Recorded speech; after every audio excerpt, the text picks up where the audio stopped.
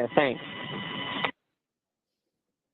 So that's great news as we continue in our approach of the Dragon spacecraft to the International Space Station. That first approach initiation burn, or the AI burn, ran nominally. And nominally in space talk means everything went well. So it means we're moving closer to that docking ceremony and welcoming the AX-4 crew on board.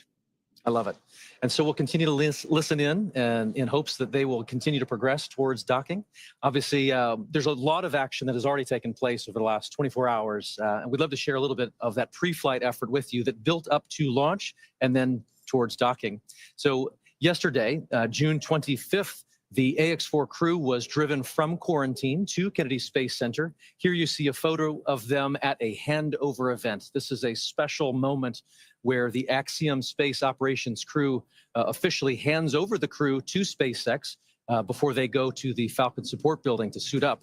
This was a moment where they got to spend a few minutes with their loved ones, with family and friends, and pause in the midst of all the operational choreography and just take in a moment about what they were about to do and to celebrate it and enjoy just this moment with loved ones. And then as this concluded, they got into the SpaceX Teslas that took them out to the Falcon support building, at which point they were officially in the hands of SpaceX. I always think these walkout moments are so cool. Human spaceflight is really about the people on board and the people behind them. And you get this great opportunity to see their families, their friends, all the teams supporting them from around the world. Speaking of which, this is a little video we captured yesterday, right before our crew walked out to enter the Dragon spacecraft. There they are exiting the Falcon support building, which is just about a half-mile away from their launch site, which was the historic Launch Pad 39A at Kennedy Space Center. That walkout moment is so iconic. It is part of every tradition of spaceflight. I love seeing it. So is this, actually. We've got a member of our closeout crew there with our two of our astronauts headed over to the pad in those two iconic Teslas. We've got our commander there looking very happy. Those smiles. Yeah, the crew getting to see Falcon 9 from the base before riding that elevator up to space. You can see we're also introducing a new tradition here. Each of our crew members has a boarding pass. Peggy's is gold because she is a frequent flyer on the Dragon spacecraft. So they're presenting those to the closeout team before signing the white room wall. And then ingressing or entering the capsule and getting ready for liftoff. We did have an on-time liftoff yesterday at 2:31 a.m. Eastern. And ever since then, so now for more than 24 hours, our AX-4 crew has been on their way to the International Space Station. Those boarding passes, as you just mentioned, are a fun tradition that adds to the layers of... We can confirm we have intercom checks for all 4 seats now.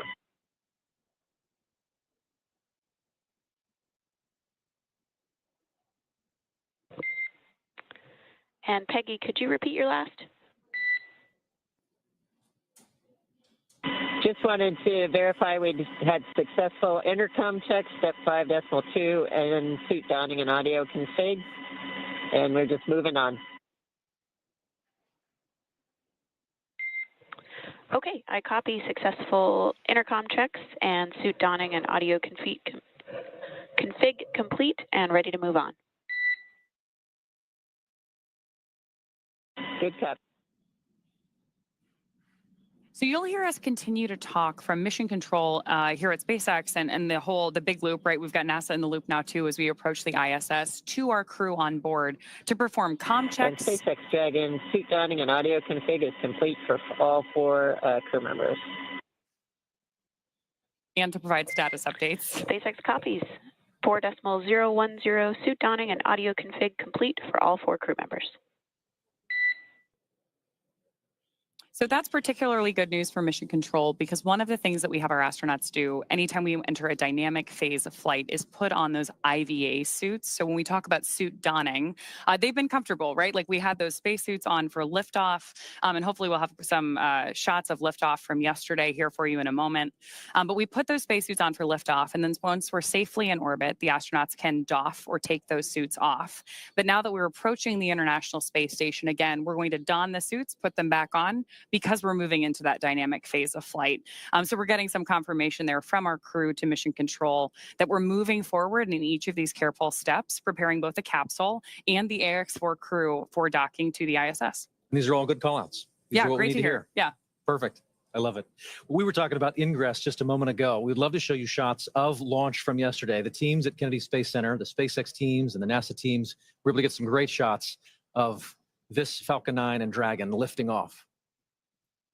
This was also the second liftoff and landing for our booster yesterday. So pretty exciting to see that flight-proven launch vehicle once again flying from 39A. And there you have it. Grace taking to the air for the very first time. That's a good point, Paul. This is our fifth and final Dragon in the fleet, which received its name yesterday from our commander, Peggy Whitson. Great shots of our crew there on their way up to space yesterday.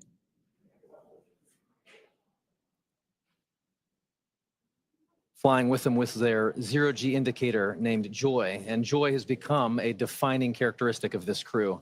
As you saw there, the smiles and the joy on the faces of the crew members as they experienced launch, felt that acceleration, and then ultimately the lack of acceleration, the silence of microgravity at the end of all of that ascent.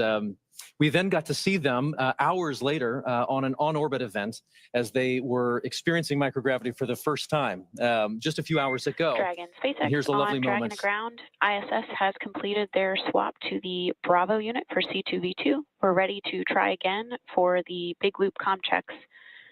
If you could change your seat to destination back to ISS, and we'll give it another shot. Inward.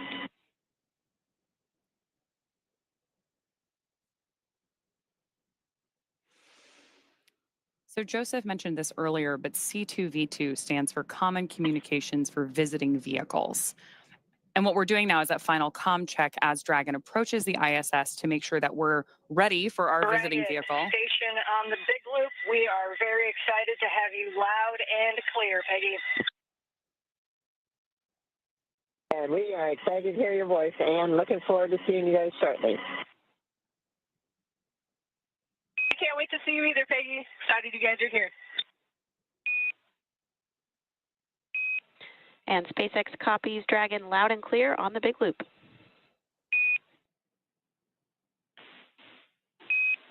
And Houston copies SpaceX, ISS, and Dragon on the big loop. And we have you loud and clear also, Houston.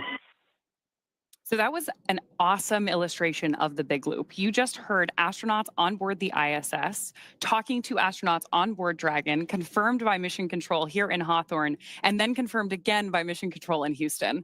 That is why they call it the big loop. We're literally going around the world. It's great. Here we are.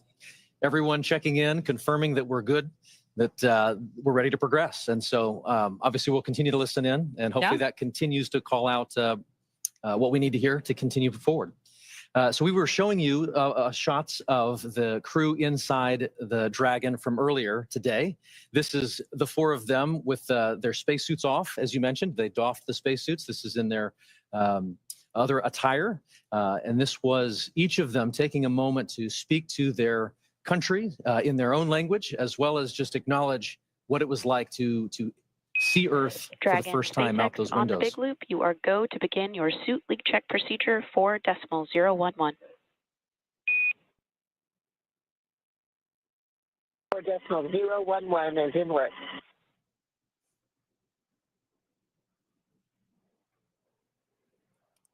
So good news there that our crew is moving forward with additional checks on board. We're obviously working a lot of different procedures here too. You'll hear our team call out a series of different numbers. They're all carefully enumerated procedures that we step through to make sure that we don't miss anything in any of the steps it's going to take us to get to the ISS safely. Speaking of which, just in case you're just joining us, it would be good to go over many of the steps it took us to get to this point. Yesterday was launch day. Axiom-4 marks SpaceX's 18th human spaceflight launch overall. Including Axiom-4, Falcon 9 has supported 48 missions to the ISS with our Dragon spacecraft, starting with our first cargo resupply mission in 2012.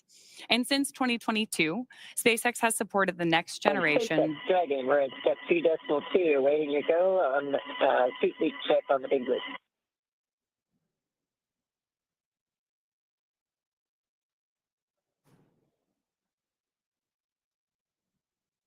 We're moving through that suit leak check procedure now. Dragon SpaceX on the big loop, you are go to initiate suit leak check. That's in work now.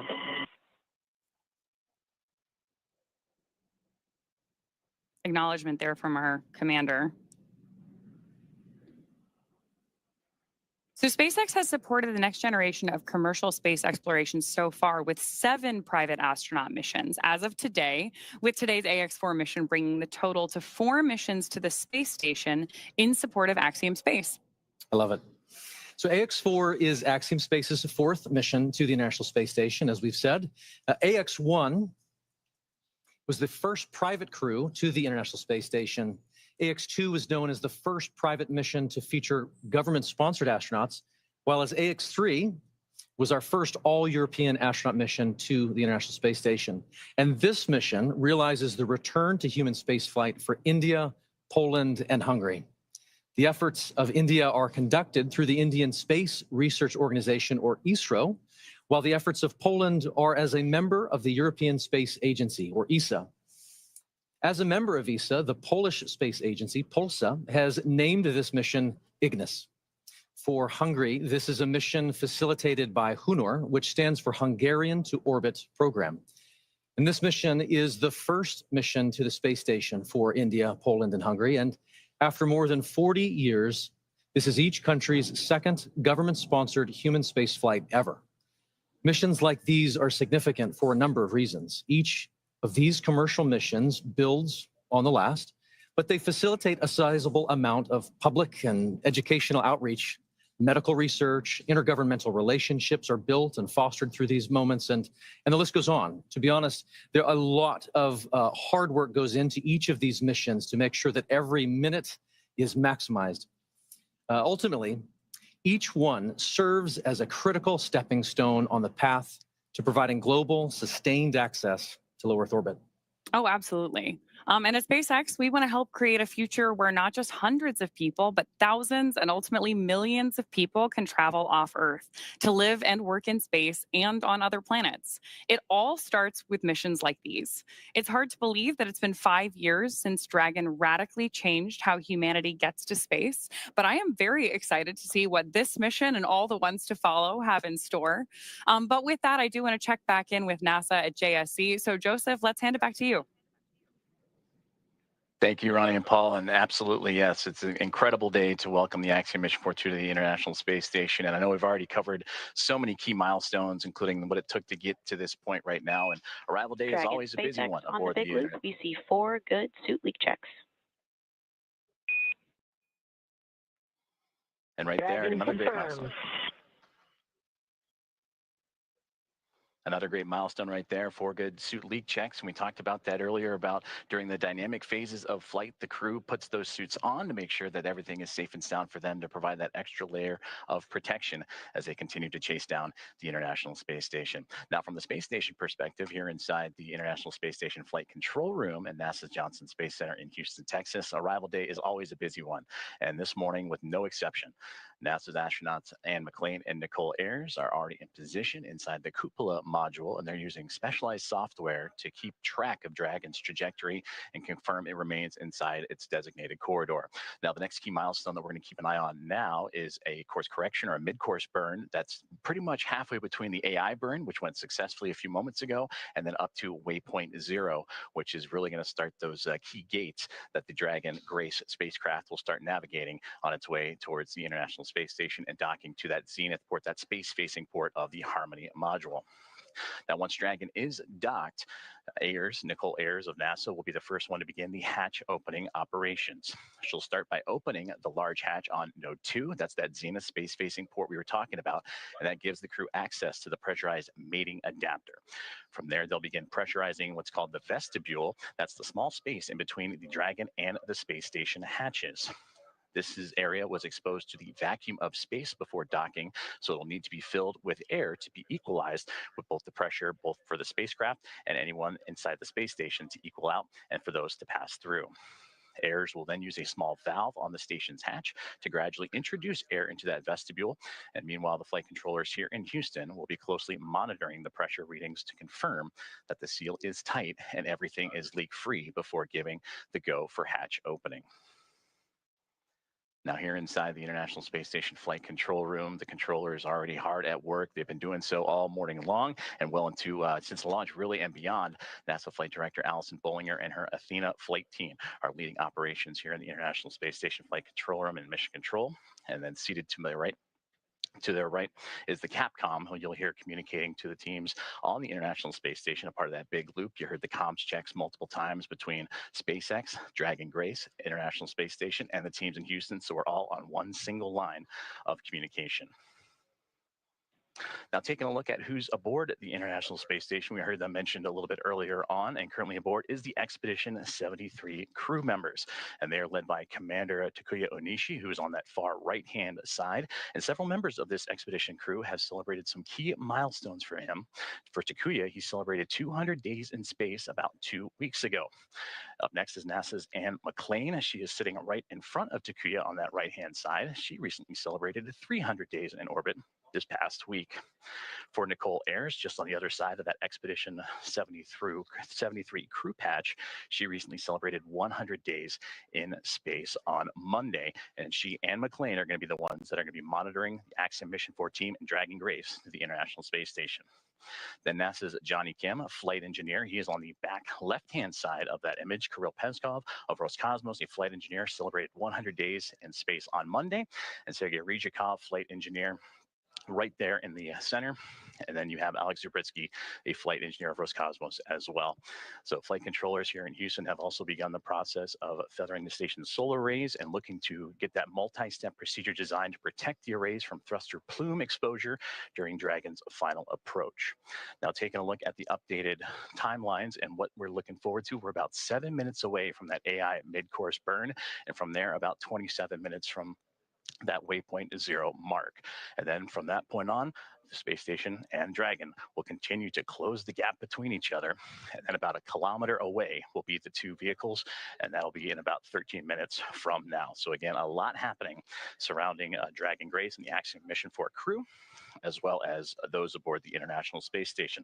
We mentioned earlier that this will become a team of 11 that'll be joined together, and after docking, which right now is continuing to be adjusted, and working closer to about 5:22, approximately 5:22 a.m. Central Time.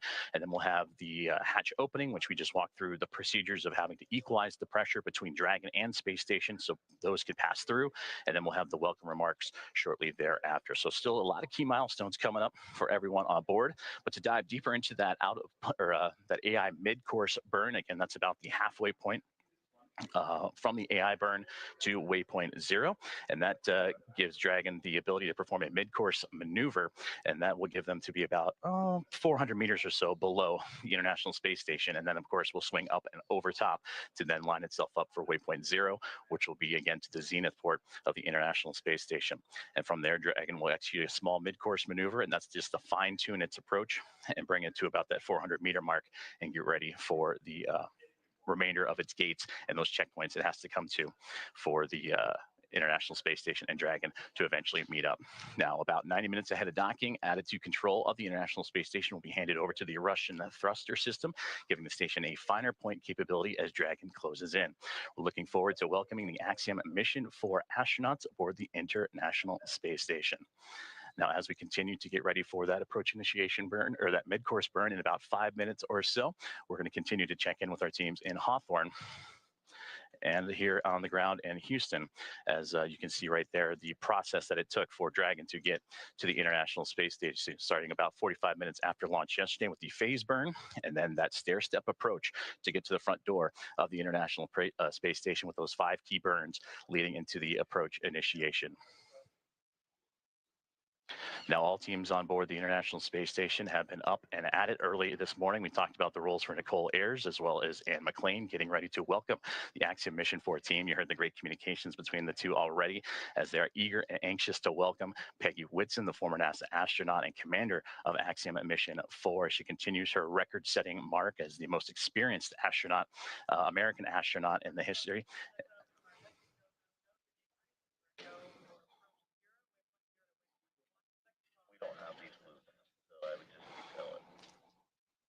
currently listening into the loops of here. The teams on the ground as they're getting ready to do a go, no go for waypoint 0, and Dragon's continued approach to the International Space Station.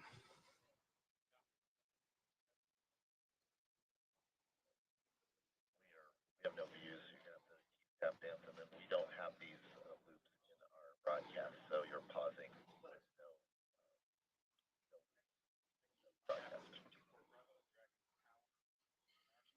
As we continue to follow along and continuing to tune in, we take momentary pauses just to listen into both the big loop of communications as well as the communications here in Houston and in SpaceX. As again, the team's pulling a go no go for the International Space Station side of things to get ready for Dragon's arrival to the International Space Station. As I mentioned, once the mid-course maneuver is complete, it's then on to waypoint 0 and getting them to that 400-meter mark. And hopefully we can take a look at a little bit of that graphic of what's to come for the Dragon Grace and the team aboard Axiom-4.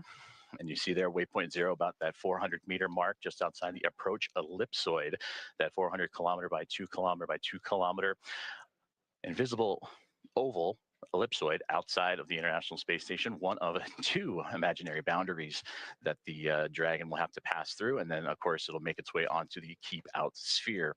And that's that 400-meter mark that we've been talking about. And that's where it's zeroing in on right now. So we've completed the approach initiation burn, which had them about 7 kilometers below the International Space Station, and now about 2 minutes and 45 seconds away from that mid-course burn. And we'll continue to track as Dragon and Grace continue to fine-tune itself and get ready to go and connect itself for the International Space Station.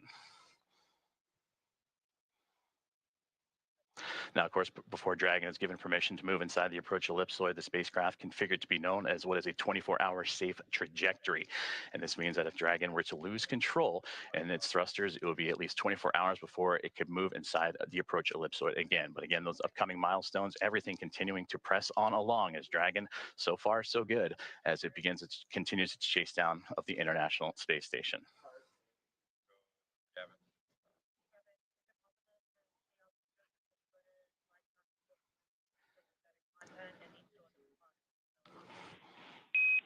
Now this maneuver continues on the big loop. We are about 1,900 meters away and about 10 minutes out from having you jump into 1.102.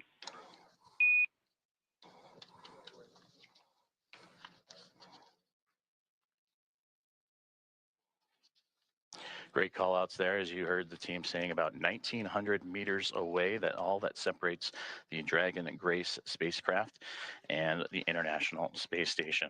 Now, as Paul and Ronnie have mentioned, that this is the 4th private astronaut mission, the first since January of 2024, and that was when Axiom Mission 3 would arrive aboard the orbiting laboratory. Now, from AX1 through AX4, once they are aboard, the teams will have welcomed 14 different... Copies, 10 minutes. Houston Station, copy 10 minutes until step 1 of the procedure. And continuing to track about now 55 seconds away from that AI mid-course burn. And was saying from AX1 through AX4, the International Space Station will have welcomed 14 different private astronaut crew members representing 11 different nations, and showcasing again how private astronaut missions truly expand access to the space station for more nations, people, and opportunities. And we'll continue to tune into all of the loops here inside of the International Space Station flight control room as we await the AI mid-course burn. And now standing about 20 seconds away as it continues to fine-tune, Dragon Grace continues to fine-tune its path towards the International Space Station.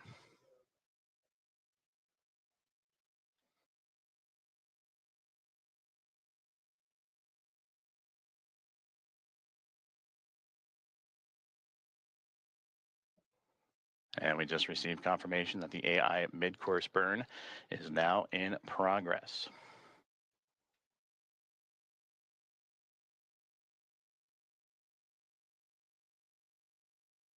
And again, this is done about halfway from our starting point, which was the approach initiation burn, and that'll get Dragon on its path towards waypoint 0. It's just a small burn, but again, all about fine tuning and its approach to ensure that we're targeting a precise point of about 400 meters directly below the International Space Station.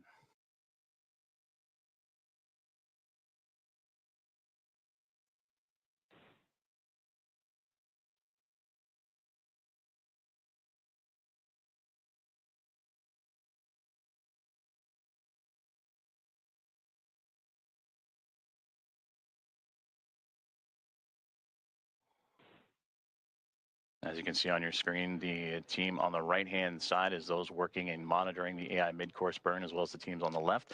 On the right, that is the International Space Station Mission Control Room here in Houston, Texas. And on the left-hand side, the SpaceX teams and their Mission Control Room in Hawthorne, California, as we continue to follow along with the AI mid-course burn, now a little over a minute and 20 seconds in.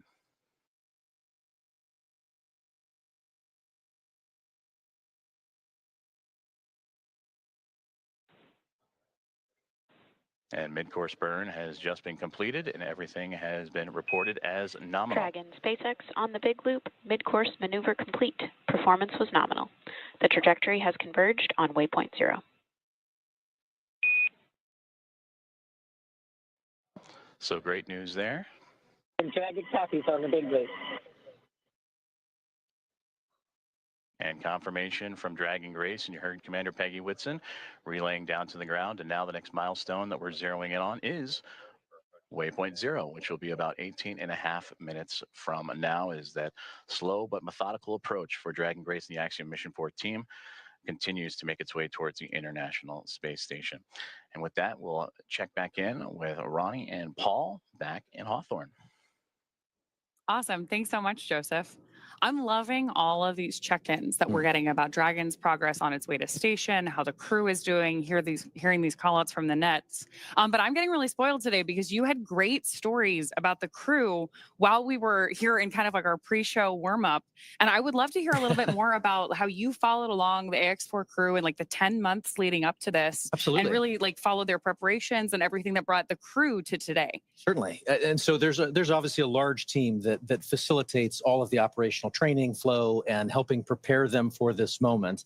We have a unique opportunity to document that and follow that story with them quite literally around the world over the course of all of that training. And I think it's just interesting as you get to know each of the crew members, just to understand, like, all in the midst of all of this operation, in the midst of all of the timing and the coordination, there's still 4 humans inside Dragon, each with their own personalities, each with their own ambitions and characteristics, and they add to what becomes the mission. In the crew, right? Exactly. Like they become one crew, which Absolutely. is AX4. Yeah. Absolutely. So Peggy, I would argue, is a consummate leader. I mean, if you know anything about her, you likely know she has record after record of human space flight, and here we are actually seeing some views of the ISS, of the International Space Station, from Dragon. And yet, as I was saying, with Peggy, if you know her, she obviously has all of these records for human space flight, and it's certainly not a surprise at all that she is an inductee into the 2025 Astronaut Hall of Fame. And yet, if you get a chance to get to know her, you quickly realize she's not just about those individual accolades. She is about the team and team efforts. She wants to build teams and take them to space. And so certainly we've had the honor of following her around the world, preparing for 2 Axiom space missions, both AX2 and now AX4. And it is remarkable how she commands every room she walks in without taking over. She just exudes this steady confidence that people respond to. Speaking of how she is commanding the capsule, we just had a great shot of her inside of the Dragon spacecraft, looking up at those touchscreen displays. And so we're going to keep bringing you views like the one we have on your screen right now of the International Space Station whenever we have ground station coverage. When we have good views, we'll obviously share them with you. This one is particularly cool because we're watching the International Space Station come into focus through a camera that is under Dragon's nose cone. So right after we got through launch and orbital insertion yesterday, we deployed the nose cone and exposed those docking hooks that we're going to use for the hard capture. Station Houston on the big loop. Dragon range is approximately 1,000 meters. Monitor long range approach per steps 1 to 4 in 1.102. Dragon approach and retreat monitoring. ISS crew is now primed for vehicle approach monitoring.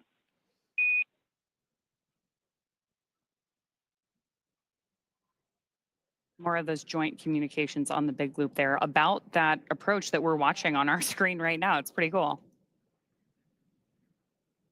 Absolutely. And it looks as though Dragon is currently underneath the International Space Station. We're looking almost up at it from underneath. Yeah, and we had those great graphics earlier that showed how we're balancing this really careful geometry and approaching each step with these methodical burns.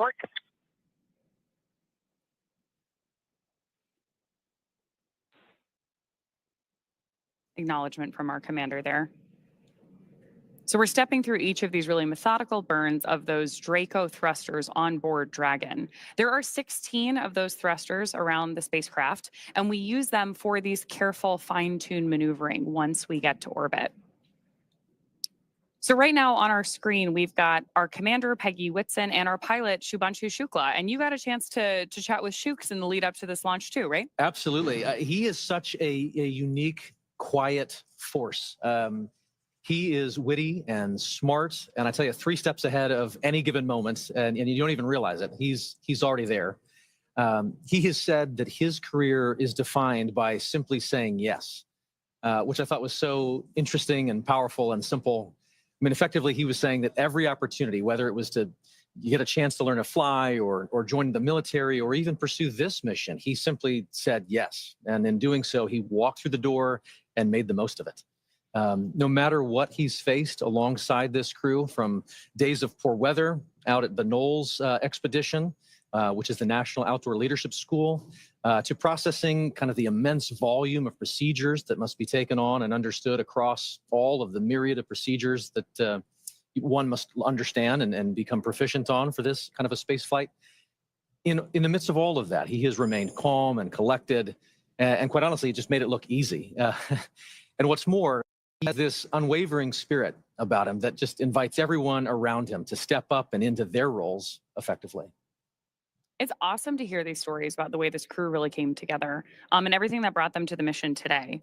For those of you who are just joining us, we have some great graphics along the base of your screen to help you follow along the mission the same way that we have been eagerly following it for the last several weeks, really, in the lead up to today. So along the bottom left-hand corner, we've got some telemetry on where our Dragon spacecraft is, including its speed and altitude. And then on the bottom right-hand corner of the screen, you actually see our location around the Earth. And that rightmost corner is the firing of those Draco thrusters on board. And right now we're getting great views from inside the spacecraft of our crew working with those touchscreen displays, stepping through these checklists. And now we're getting our first views from station looking down at Dragon, which is always my favorite moment of docking. Absolutely. Because you know that the astronauts on board the International Space Station are, we heard it in their voices earlier, are excited for this crew to be on board. It's also one of the few moments where you really get a sense of the speed and the scale of all of this operation, right? Seeing the Earth just roll behind with those clouds, you suddenly get a sense of perspective that is just unlike anything else. Yeah, absolutely. And one of the things that we're doing here and why we're moving so carefully through each of these maneuvers is that, as you've noted here, these spacecraft, both the International Space Station and Dragon, are still moving really fast. So we need them to approach each other with a relative speed that's very gentle so that that docking is smooth and steady, just the way that we intend it to be. But we're still moving like 17,500 miles per hour, lapping the Earth every 90 minutes. So this is a very high speed but careful maneuver to make sure that we get our entire crew safely aboard the International Space Station. Absolutely. Intricate, methodical, one step at a time. There you go. Speaking of people who are particularly methodical, you were mentioning that Sławosz is like very deliberate in his actions and his lead up to everything with the crew earlier. Sław, yes, as he likes to, as we like to call him, Sławosz Uznański-Wiśniewski, is quite a lot to say. So they've quite poignantly call him Sław. He is brilliant, and I tell you, but more specifically, Dragon SpaceX on the big loop. I'll pause here. Ground is go for approach 0. Burn is enabled. Maneuver start time is 9:34 Zulu. As a reminder, Dragon will nominally continue approach through waypoint 1 toward waypoint 2 without stopping at waypoint 1.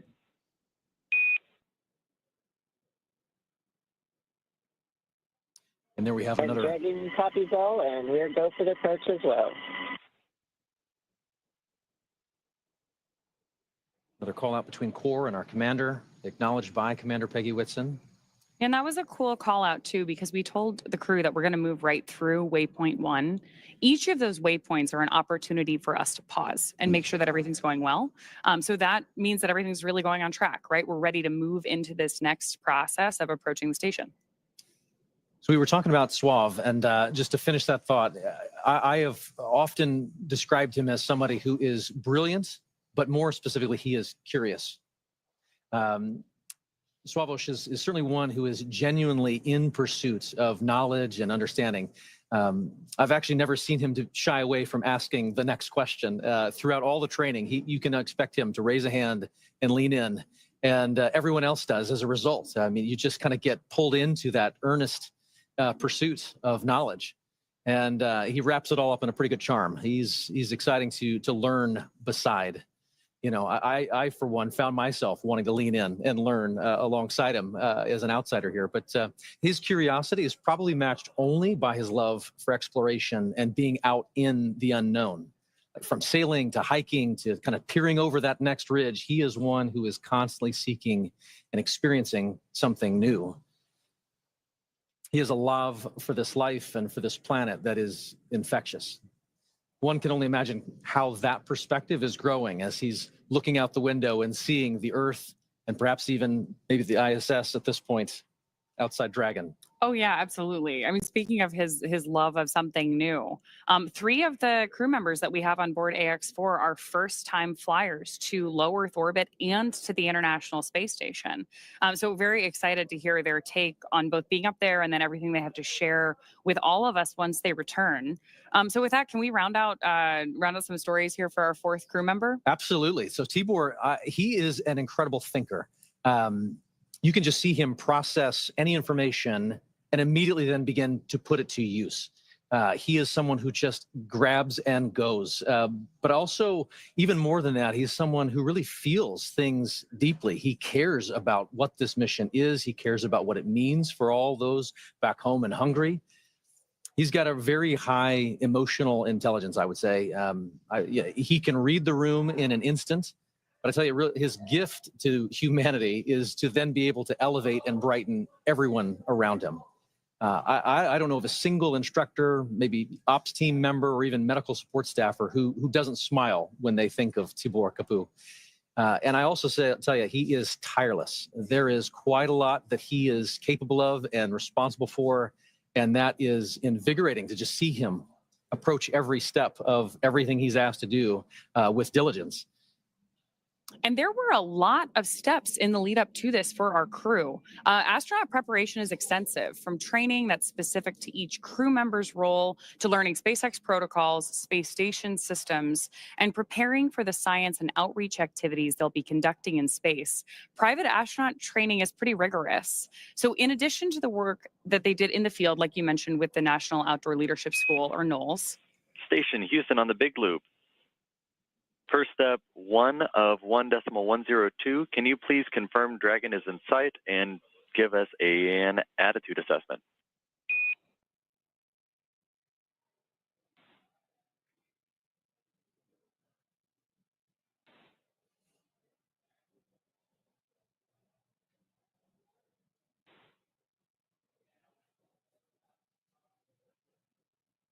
So we are standing by for that update there on the attitude of the spacecraft. Attitude, when we're talking about space travel, means the position of the spacecraft.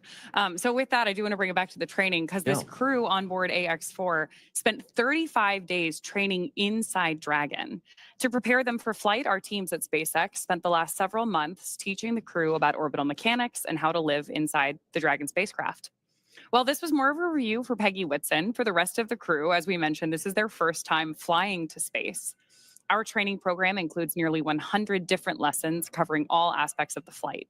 The crew spent time inside our Dragon training spacecraft to run simulations of ascent, space station rendezvous, which we are doing right now, and reentry. And they also spend time at the launch pad in our suit-up room and working through emergency procedures that would be necessary in the unlikely event of a pad abort. And in addition to the critical training from SpaceX associated with... on the Big Loop, come check. Houston reads you loud and clear.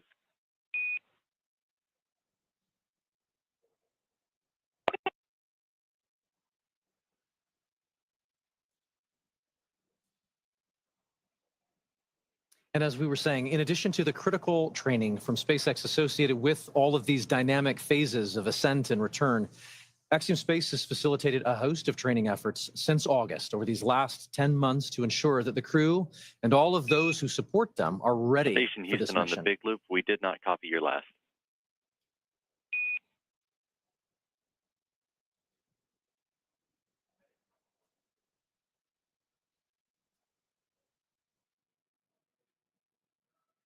Dragon station on the big loop. We have Dragon in sight, and attitude looks nominal. Houston copies. That's a good report. That is a great report. It's always nice to hear those confirmations, especially across the big loop, because we are coordinating so many teams for missions like this. Absolutely.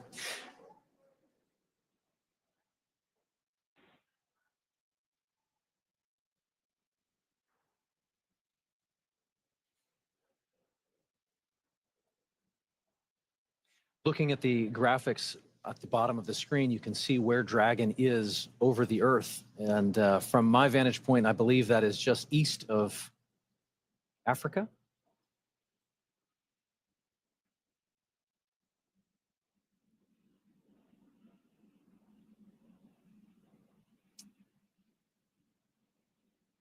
I think one of the things that's the most striking to me is that as we watch all these different visuals come into play, which again, we are bringing you whenever we have them. So when we've got good views, we're sharing them with you.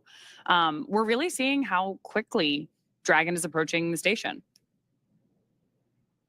At 429 kilometers above the Earth, they are continuing to raise that elevation, that altitude, and get closer and closer to where they'll be working and living for the next 2 weeks. But again, these visuals just tell an amazing story of where we're going and what we're doing, where low Earth orbit is. It is hard to really comprehend and wrap your mind around the idea of living off planet. And yet visuals like this start to help you make that real. Oh, absolutely. And hearing commentary like we did earlier from that on-orbit check-in, it was great to hear how quickly even the crew was saying they were learning how to do things in microgravity, especially because we have so many first-time flyers on this mission. Hopefully, first time, but not the last. We have a repeat with our commander, Peggy Whitson, as well. Absolutely. A little bit of joy goes a long way, and overcoming some of those probably initial sensations and adjusting to microgravity. Shubhanshu had mentioned that it was taking a minute to kind of collect himself and find his space legs, but clearly they are all in good spirits and getting ready to get very active on board the International Space Station. Which I'm sure will also be like an acclimation process, right? Absolutely. They've gotten used to Dragon. They've been in flight now for more than a day. All told, from launch to rendezvous at the station, we're looking at about a 28-hour flight. The time is somewhat dependent on the relative position of the International Space Station to our launch site at the time that we launch. But for any time that we're rendezvousing or meeting two spacecraft in orbit, we do have an instantaneous launch window. So we know how long that trip is going to be at the moment that we lift off. And the entire crew operations plan is built around filling that time effectively so that they're well acclimated on board the Dragon spacecraft while they approach the International Space Station. But then as soon as they get on board, we'll do our welcome ceremony. And I'm sure there's an orientation for them as well. Absolutely. So they have an effective 2 weeks while they're up there. And the clock starts as soon as they get on board, right? You just mentioned the welcome ceremony. So there will be a moment once they've crossed the hatch and are officially on the International Space Station where they get to meet the other expedition crew members, have a moment to meet and greet, acknowledge the moment with a little bit of ceremony and tradition. There might even be some pinning of astronaut pins to go around. But then they get right to work. Certainly, I know that there are steps where they take to just kind of acclimate to the station, where the commander is going to take them around and make sure that they're clear on roles and responsibilities. But then again, the red line begins, and they are chasing it for the next 2 weeks, trying to accomplish a host of research efforts and outreach events. It's a full couple of weeks ahead of them. We also have a full couple of hours here ahead of us before we get to that part. Yes. We are less than a minute away from approaching waypoint 0. So I do want to check back in with NASA. Joseph, why don't you give us an update on where our spacecraft is relative to the ISS? Thank you very much, Ronnie and Paul, as we here in the teams at the International Space Station Flight Control Room tracking the arrival to waypoint 0 for Dragon Grace, the Axiom-4 team, which They have just now hit that mark, which means approximately 400 meters directly below the station. And we can see those wonderful views now, and you can really see that high resolution of Dragon Grace continuing its methodical approach to the International Space Station. We're still tracking a docking time of about 5:18 a.m. Central Time, 6:18 a.m. Eastern. And you mentioned the hatch opening, and then as well as the welcome remarks shortly to follow. Hatch opening roughly about 2 hours or so after the initial contact and capture. And then when the hooks drive, the 12 hooks that are on the bulkhead there of the SpaceX Dragon will connect itself and create that hard mate, sealing itself to the orbiting laboratory. And once the pressure checks and seals will be done, then everything will be pressurized and ready to go. So waypoint 0 has been achieved, and now they're making their way on to waypoint 1. But you heard earlier on the loops that they have received the go to proceed past waypoint 1 and head straight on to waypoint 2. And that means they'll continue to swing up and above the International Space Station. And then what would have been a pause at the 220-meter mark, they'll continue to press forward and look to get to about waypoint 2. And waypoint 2's arrival will be just right on the doorstep of the International Space Station, about 20 meters away. Big Loop approach 0 has started, and the trajectory has converged on waypoint 1. Expect arrival at waypoint 1 at 10:09 Zulu.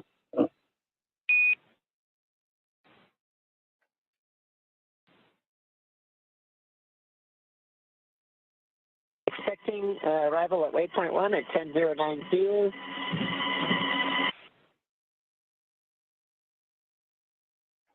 And there you heard it right there, that they are continuing to move on along and get ready to approach what would be waypoint 1, which that milestone will be in about a little less than 40 minutes from now. As you see right there on your screen, the Dragon Grace spacecraft continuing its methodical approach to the International Space Station. And of course, the 7 members aboard Space Station right now, looking forward to welcoming Commander Peggy Whitson, pilot Shubhanshu Shukla, as well as mission specialists Sławosz Uznański-Wiśniewski and Tibor Kapu to the orbiting laboratory, and a welcome back to Commander Peggy Whitson. This will be her 5th time in her 5th space flight. All of her space flights, what are the previous 3 with NASA and now 2 with Axiom Space, all key components and key missions involving the International Space Station. And you also heard on the Big Loop confirmations from Nicole Ayers and Ann McLean, who are monitoring Dragon's approach. They are in the cupola. That is the famed window to the world from the International Space Station that you see so many stellar views from many astronauts that share their experiences from the cupola. That is where they're using special technology to monitor and make sure that the Dragon spacecraft stays in the exact corridor, and that makes sure that everything is remaining on track and stays in its expected zones. Now, as we continue to march towards waypoint 1, and again, they will bypass waypoint 1 unless they need to make that pit stop to make sure everything is fine-tuned and ready. Once Dragon continues through waypoint 1, waypoint 2, and then eventual capture, Nicole Ayers will be the primed NASA astronaut to start the hatch opening process. And that'll begin by opening the large hatch on the node to zenith port. That is the port facing outer space, and that gives them access to the pressurized mating adapter. And there, Ayers and McLean and company will then move in and make sure that everything is sealed up once checks have been done and the relative dampening motion has been removed between Dragon and its connection to the International Space Station. And Ayers will pressurize the vestibule, and that is the small space between the hatches of the Dragon spacecraft and the space station. Now, that vestibule has been exposed to the vacuum of space, and that was all due to prior to docking. So the crew will need to fill it with air to make sure its pressure is nearly equal with the atmospheric pressure on Dragon and in the station. That pressure, similar to what we experience here on Earth at sea level, about 14 psi is what they need to bring it up to, again, from the vacuum of space. And that's where Ayers will use a small valve on that station's hatch to slowly introduce the air into the vestibule, and flight controllers here in Houston will monitor and verify that pressure readings, and everything is making sure to be leak-free before we get ready to open up the hatches. As you can see, Space Dragon Grace making its way with the nose cone open, and you can see that strobe in the middle And it's always fascinating to watch. Now during an orbital daytime, you can see the sun shining brightly on the spacecraft and the thrusters firing. And you can follow along in that bottom right-hand corner which thrusters are being activated again to fine-tune Dragon's path to the International Space Station.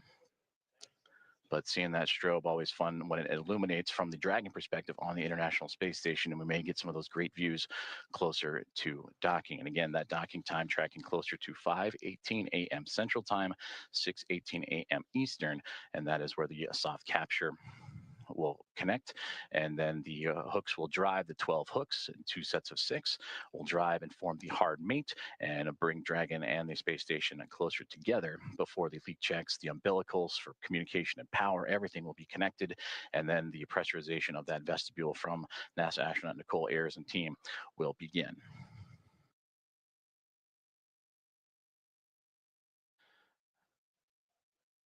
About 36 minutes from now, Dragon spacecraft will reach its waypoint 1 mark. And again, that's where the spacecraft will swing up and above the International Space Station, as it'll be docking to the space-facing or zenith port of the Harmony module.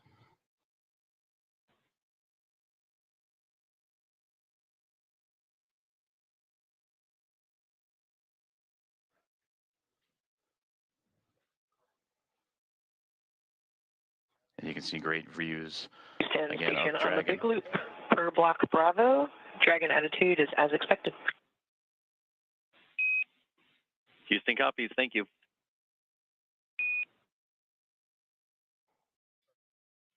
And great communications there. Is everything going to plan for Dragon Grace? And you can see those thruster firings, those plumes of gases that are helping the spacecraft navigate its way from waypoint 0 to waypoint 1, and as mentioned, it's going to go up and over top of the International Space Station and then align itself to that zenith port, and then it'll make its way onto waypoint 2.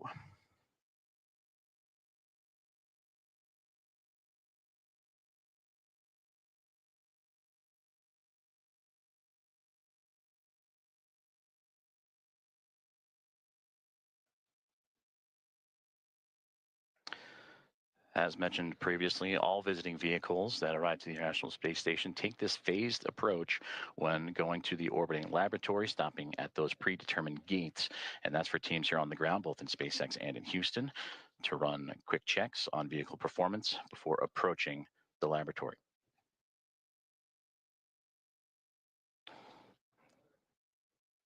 And there you can see that strobe effect that we were talking about just a moment ago as it illuminates the views from the International Space Station looking at the Dragon Grace spacecraft as it continues its methodical approach to the station, as they are now just in the southernmost regions of Australia and making its way into the Pacific Ocean.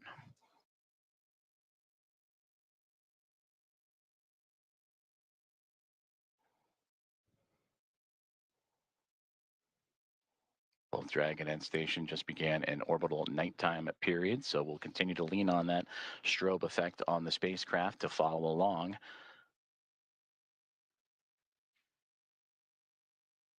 As Slow and Steady continues to win the race for these docking operations between Dragon and the International Space Station, and of course always requires a great deal of precision to make sure that we're keeping the spacecraft and the crew safe. And there's a great look inside of Dragon Grace, and then the view from the spacecraft now looking to the International Space Station, and those slight glimpses of daylight left before both the orbiting laboratory and the spacecraft completely enveloped in darkness during the orbital nighttime period. You can see the radiators. That's what's most prominent in the view of the International Space Station.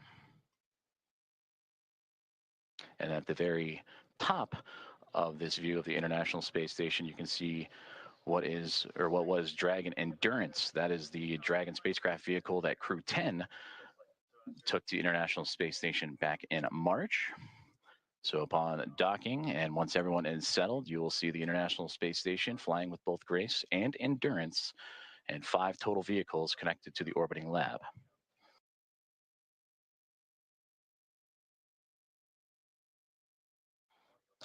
view inside of the Dragon spacecraft, and you see from just over the shoulder of Peggy Whitson and Shubhanshu Shukla, the commander and pilot, as they are continuing to monitor the progress of the spacecraft. And there the final faint views of the International Space Station before the orbital nighttime period. And as mentioned, these two chasing each other just off the southeast coast of Australia as we speak.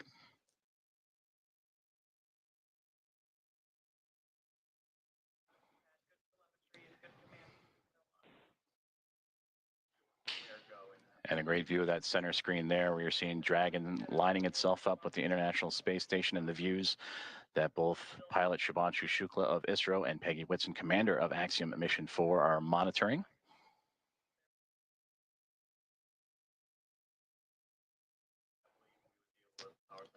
Now approaching about 31 minutes until we reach waypoint 1.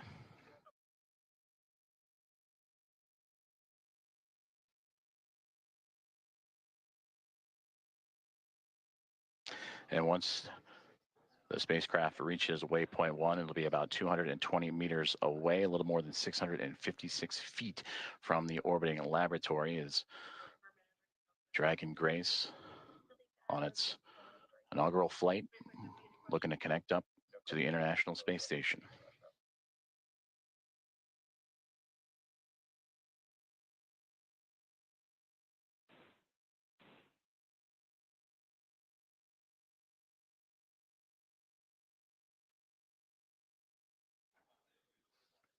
Before we reach waypoint 1, which will be in about 30 minutes from now, the teams are on the ground. About 10 minutes outside of that milestone, we'll conduct a go, no-go poll, which we've been talking about throughout today's broadcast, just that step-by-step process, that slow and steady methodical maneuvering of the spacecraft to connect to the orbiting laboratory.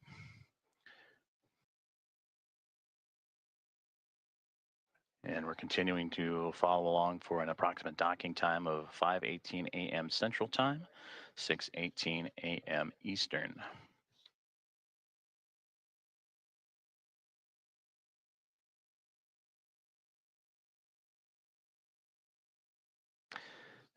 And the only light you're seeing from that shot was bouncing off of the International Space Station and what it provided, but now inside Dragon Grace and its Axiom-4 crew of Peggy Whitson, commander, Shubhanshu Shukla, pilot. That's who you see in the field of view there, just that over-the-shoulder shot as they monitor Dragon's maneuvering towards the space station, but also joined alongside by mission specialist Sławosz Uznański-Wiśniewski and Tibor Kapu, respectively, of ESA and Hunor.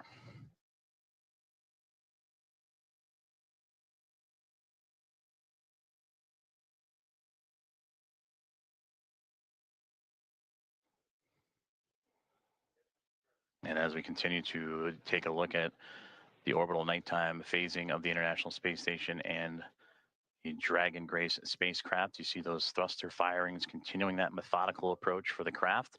But you can also see in that left-hand side the speed of which they are traveling, the Dragon spacecraft at that, as it makes, again, it's starting to steady out in that slow push towards the orbiting laboratory, 428 kilometers above Earth.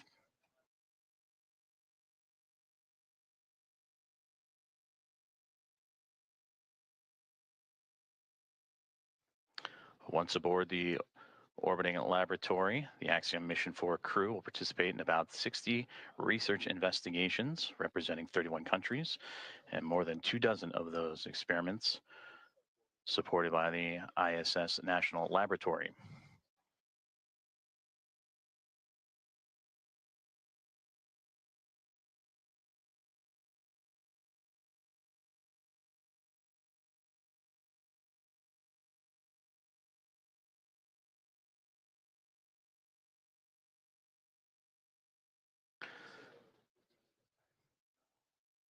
And there's a live look at the teams here on the ground. On the left-hand side, that is Mission Control in SpaceX, Hawthorne, California, following along with Dragon's progress, I should say.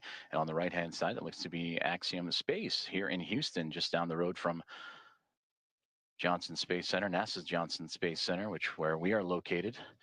In the International Space Station Flight Control Room, all three teams working together in integrated operations. That began just before we went live for today's broadcast. We're all three monitoring the progress of the Dragon spacecraft to the International Space Station. And you've been hearing communications on what is the big loop, which is that single line of comms that allow for the Dragon spacecraft and Grace to communicate with the International Space Station, but also for the teams on the ground here in Houston and in California and Hawthorne, all to communicate together. So everybody on the same page as the spacecraft continues its push towards the orbiting lab.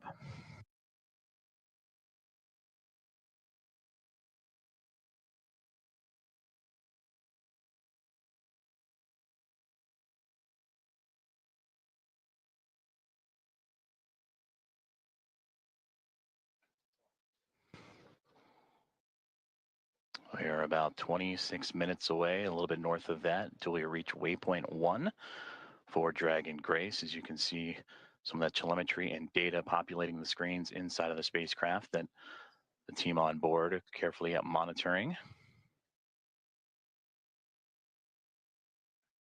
And this is the view from the Dragon spacecraft looking up at the International Space Station as these two now making their way into the southernmost regions of the Pacific Ocean, having just passed underneath the south and then the southeast of Australia. They will continue into an orbital nighttime period until they reach roughly about the east coast of North America. And then you'll get some of those great views of the sunlight radiating over top of both of the craft.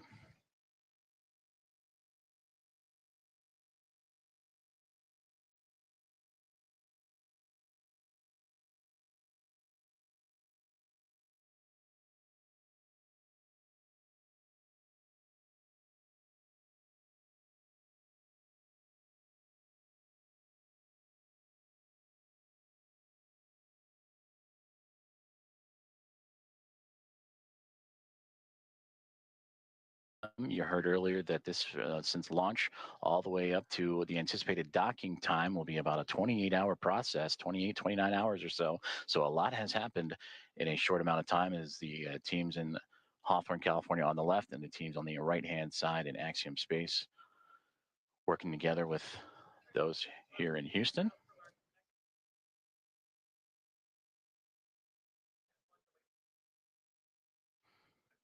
And those teams right now communicating with each other on those internal communications loops that we monitor and follow along with as they now prepare the teams for waypoint 1 about 24 minutes from now. The go no go for that will be in about 15 minutes or so.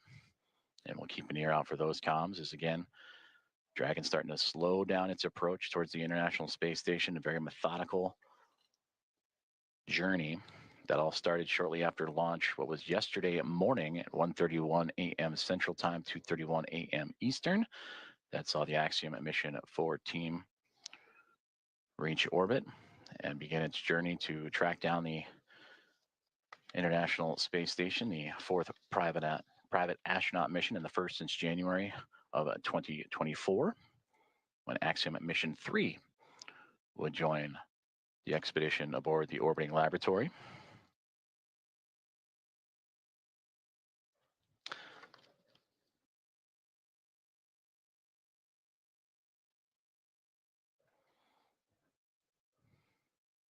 On board the International Space Station, the crews, they were up and got right into preparing for Dragon's arrival. NASA's Anne McClain and Nicole Ayers, who you've heard at times on the big communications loop talking to all parties. They are in the station's cupola using specialized software to track Dragon's approach and making sure it stays in the expected zones with that orbital nighttime currently enveloping the station and the Dragon spacecraft. They're keeping a close eye, and of course, from the space station perspective, and we'll see it as we receive video communication, that strobing effect, that strobe light on the front, and that forward nose cone of the SpaceX Dragon to help illuminate its path and help keep track.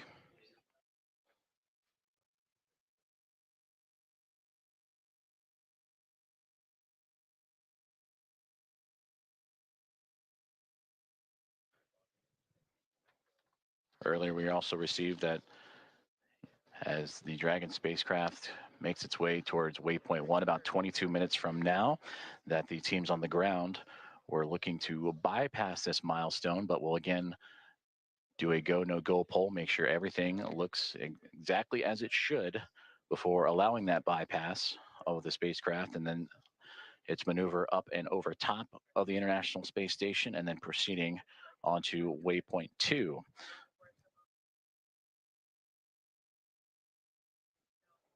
And a great graphic of the International Space Station, and just below it, the Dragon spacecraft is, again, they are making their journey across the Pacific Ocean, traveling over 26,000 kilometers an hour and 420 plus kilometers above the Earth's surface.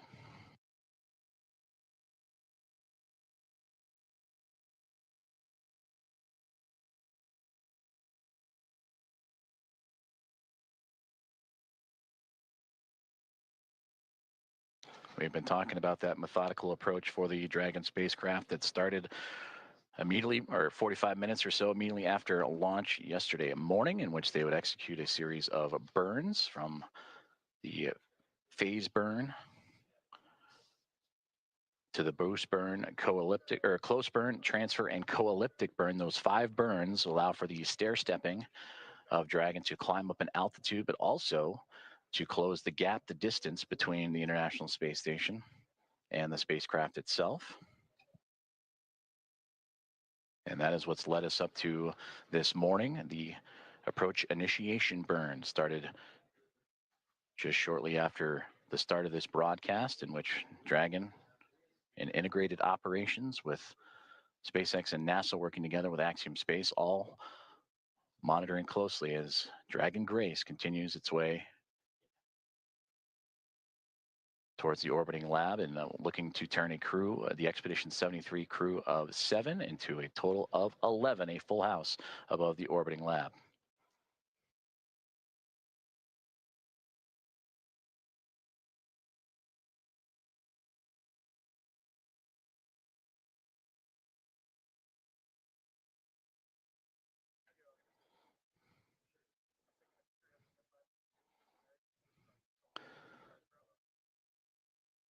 Now inside 20 minutes to the waypoint 1 arrival.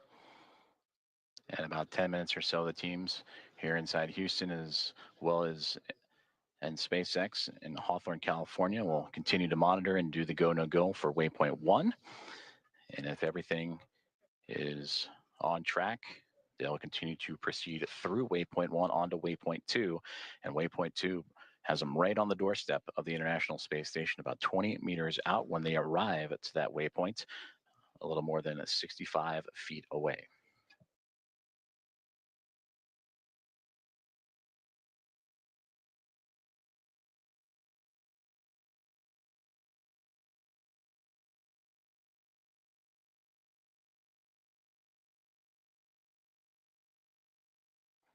If you are just joining us, we are continuing to follow along the progress of Axiom Mission 4 and the 4 astronauts aboard: Commander Peggy Whitson, pilot Shubhanshu Shukla, and mission specialists Sławosz Uznański-Wiśniewski and Tibor Kapu, the 4th private astronaut mission, and the first since January 2024 to make its way towards the International Space Station, in which they will spend approximately 2 weeks doing research investigations and outreach activities, expanding commercial space.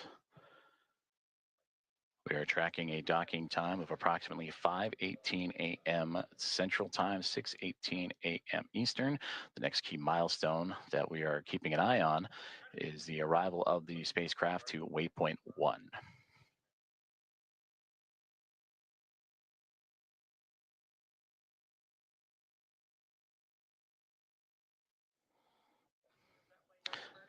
And to gain perspective, waypoint 1 will be about 220 meters away between the Dragon spacecraft and the International Space Station. And that's the second checkpoint. They have already reached waypoint 0 to begin this process. Waypoint 0, waypoint 1, and then on to waypoint 2, which we mentioned is about 20 meters away.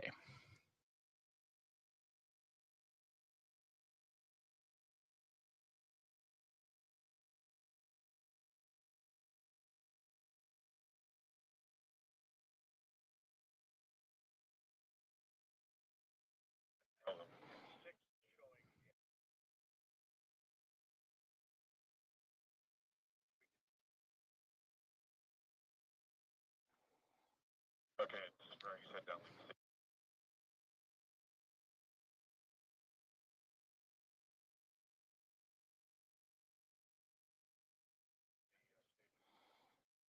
Great views there from the International Space Station, looking at the Dragon Grace spacecraft, that strobe light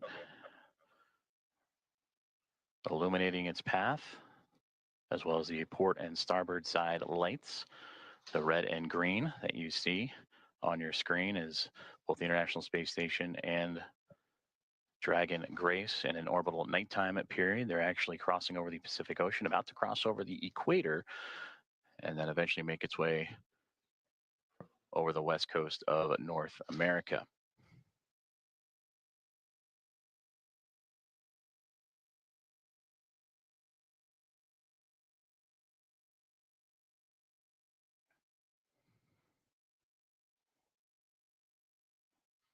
We'll start to see the spacecraft and the International Space Station once again become illuminated with an orbital sunrise. In a few more moments, that'll occur as they continue their journey over the Pacific Ocean. And for the Dragon spacecraft, approaching waypoint 1, now about 15 minutes from that point.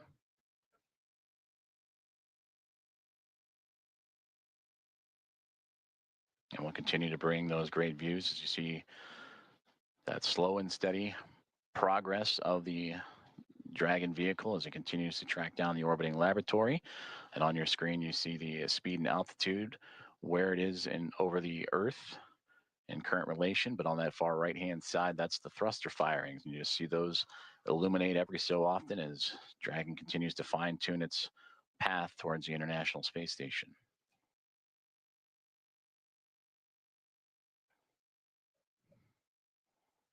And this mission since launch approaching now 1 day, 3 hours or 3.5 hours of time. That's the time you see in the middle there, the T plus. 1 day, 3 hours, 28 minutes and 40 plus seconds.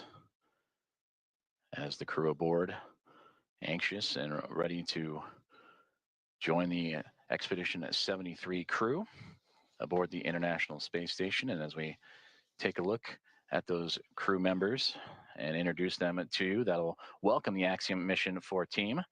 They're led by Commander Takuya Onishi of JAXA, the Japan Aerospace Exploration Agency, who just recently celebrated about 2 weeks ago his 200 days in space.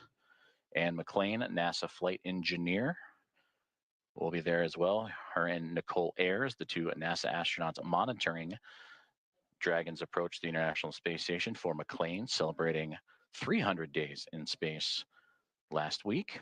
And for Nicole Ayers, this past Monday, celebrated 100 days in microgravity. They're also joined by NASA astronaut Johnny Kim, flight engineer, and Roscosmos cosmonauts Kirill Peskov. For Peskov, he would also celebrate 100 days this past Monday as a part of the Crew at 10 team. And then Roscosmos cosmonauts Sergei Ryzhikov and Alexei Zubritsky also joining the cadre of 7 astronauts and cosmonauts aboard the International Space Station.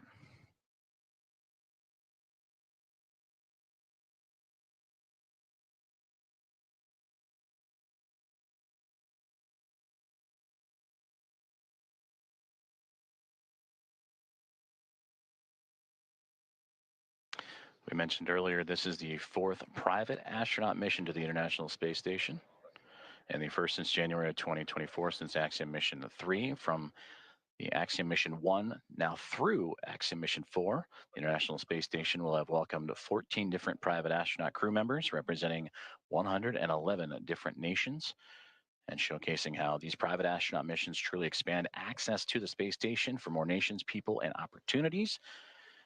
And we talked about this crew in approximately their 2 weeks on board the orbiting laboratory will participate in around 60 research investigations representing 31 countries, with more than 24 of those experiments sponsored by the ISS National Lab. In about 2 minutes, we'll monitor the loops and keep an ear out for the go, no-go poll on the ground for teams that'll be monitoring Dragon's approach to waypoint 1. And that waypoint will be reached in a little less than a dozen minutes, 12 minutes from now.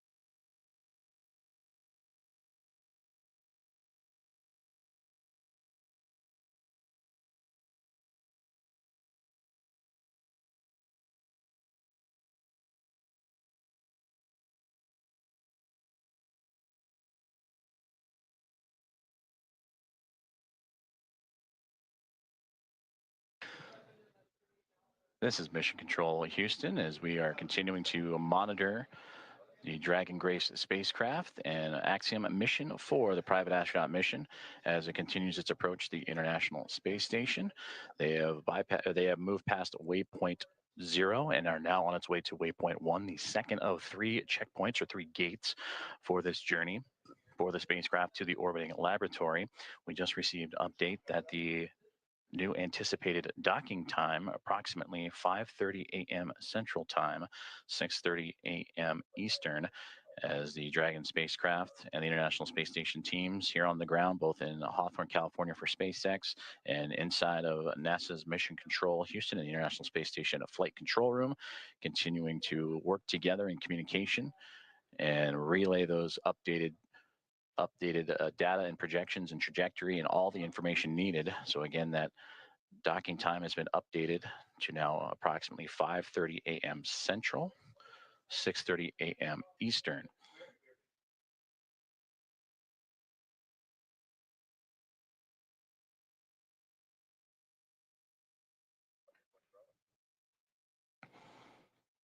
And the flight control teams here in Houston and listening in on the loops on overall communications have just pulled go for Dragon's approach to waypoint 1. And they will reach that milestone waypoint 1 in about 9 minutes from now.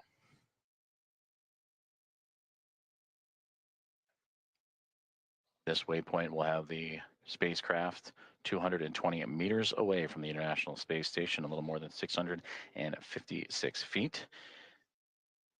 And once it reaches that docking access, an additional go-no-go pole will be created, in which the teams will then pull for the arrival of the spacecraft to waypoint 2.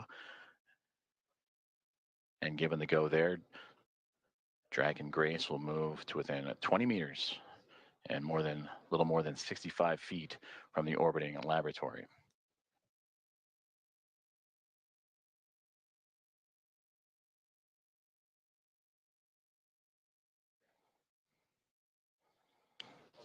And earlier we also had communications that if everything goes to plan and Dragon continues to remain on its trajectory, that they would bypass waypoint 1 and go straight from 0 to waypoint 2. But once it arrives to waypoint 1, this will be the point in the spacecraft's journey in which we will be on what we call the docking axis, which will essentially mean that it is directly in front of the docking port that it'll connect itself to. The crew are right now heading to the space-facing port on the International Space Station, node to zenith of the Harmony module, that zenith meaning it is the side of the space station facing space. So its journey brings it from underneath the International Space Station, Dragon Grace, to swinging up and over top of it, and then arriving at that docking access en route to waypoint 2.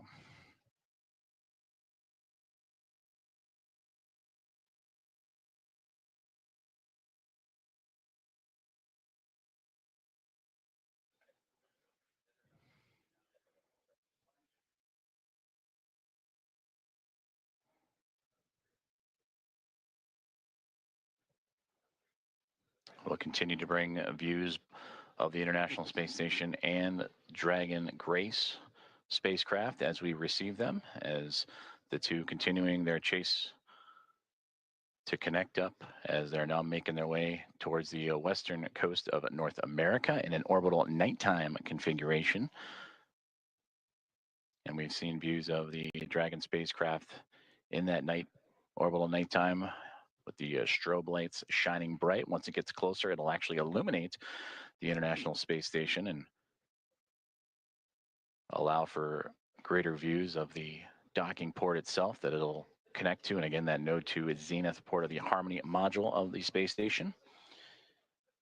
And that anticipated docking time that has now recently been updated to 5:30 a.m. Central, 6:30 a.m. Eastern.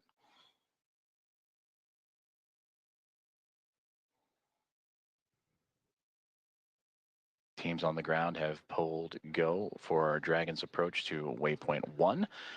And that arrival to that checkpoint will be a little more than 5 minutes from now.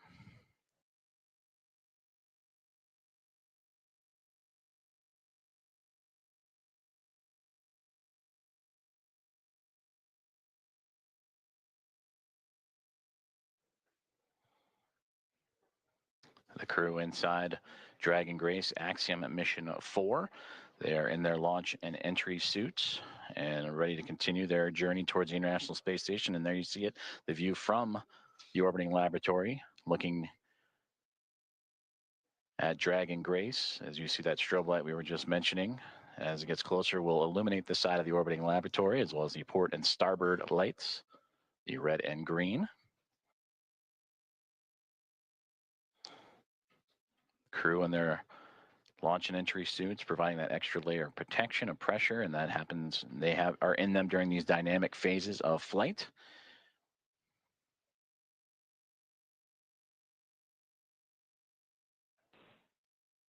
Now inside 5 minutes from waypoint 1.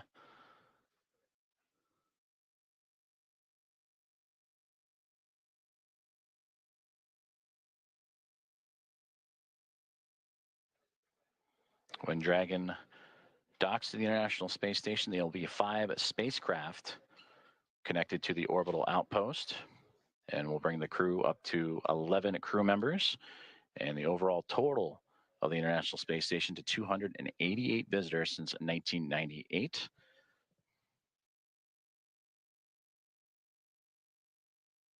They will join the Dragon Endurance spacecraft that brought up Crew 10 back in March.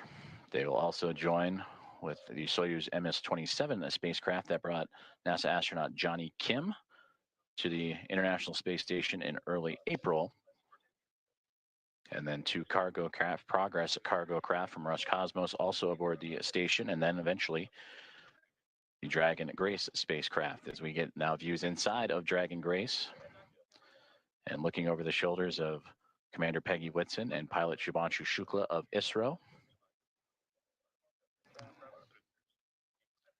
And you see them adjusting their monitors as the approach continues on for Dragon. And then a great view in the middle of the screen there of the path Dragon is taking. Last time we saw inside, it was more towards the left-hand side of the screen, in which Dragon now flying up and over top of the International Space Station. And now we get great views from Dragon Grace, and there's the strobe light. You can see it ever so faintly illuminating the International Space Station as it continues. Station Houston on the Big Loop.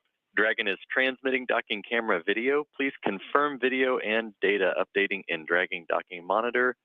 Also, we have a new docking time of 10:30.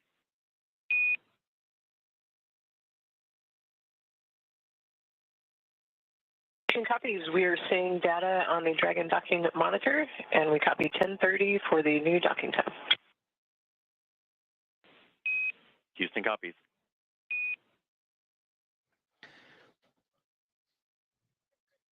Great communications there on the Big Loop between the teams in Houston and SpaceX, talking to Dragon Grace and the confirmations of the updated docking time. You heard the words 10:30. That's 10:30 Zulu, which Central Time is 5:30, as we had mentioned, 5:30 a.m. Central, 6:30 a.m. Eastern.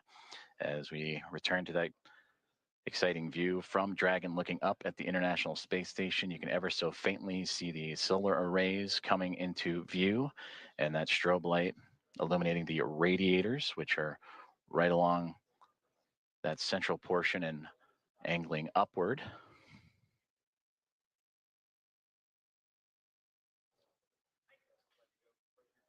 The International Space Station and the Dragon spacecraft now approaching the west coast of North America, right around the Seattle area, that border between the United States and Canada, as we are approaching 1 minute away from waypoint 1, the second checkpoint and second series of waypoints for the spacecraft to reach to. The teams have already pulled go, but we will listen for the call outs for that waypoint 1 arrival. Dragon SpaceX on the Big Loop, approach 1 and soft capture ring extension will begin shortly.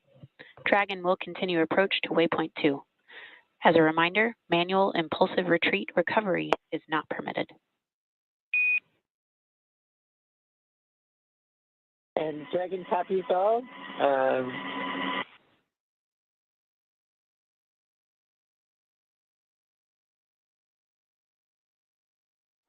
And there you heard communications on the Big Loop about that soft capture ring And that is the initial contact that will occur between the Dragon spacecraft and the International Space Station, a soft capture, with that soft capture ring then retracting and the 12 hooks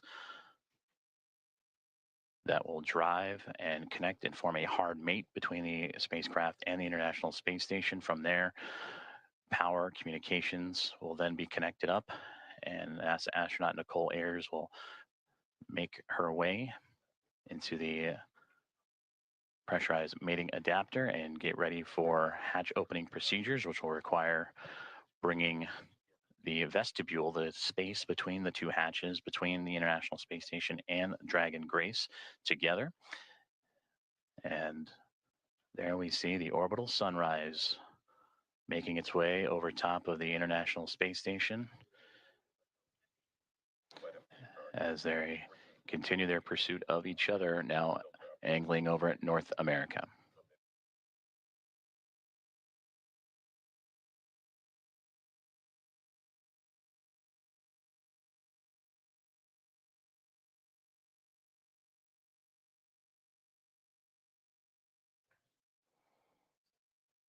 And there in the center screen, if you look at the topmost, pardon me, the Dragon now perfectly aligned over top of the International Space Station, now looking down at that Node 2 Zenith port, and a great view just off the bottom portion there. That is the Dragon Endurance spacecraft that it'll be just alongside of. So Dragon has reached waypoint 0, and on initial comms earlier that the teams on the ground, once reaching waypoint 1, pardon me, have been allowed to bypass that waypoint and now move on to waypoint 2, which will be in about 9 minutes from now, and targeting docking in about 14.5 minutes from there. Go, no go polls for docking in about 7 minutes as the teams on the ground continuing to monitor Dragon's progress. And once they arrive to waypoint 2, there will be a pause, make sure everything is lined up just perfectly before that final approach and docking.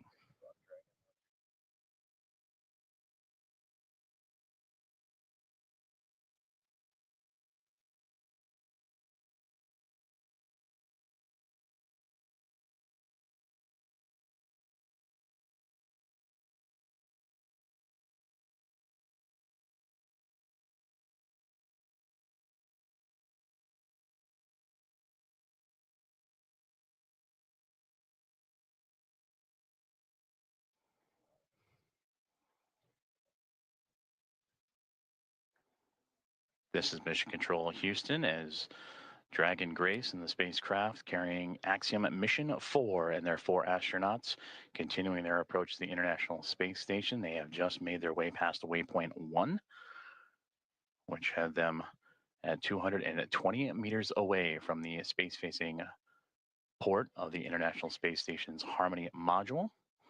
And now on the path to reach waypoint 2, teams on the ground have concurred or agreed that they will take a brief pause at waypoint 2, which is 20 meters away, to make sure everything is aligned precisely. And there you see the view from Dragon and that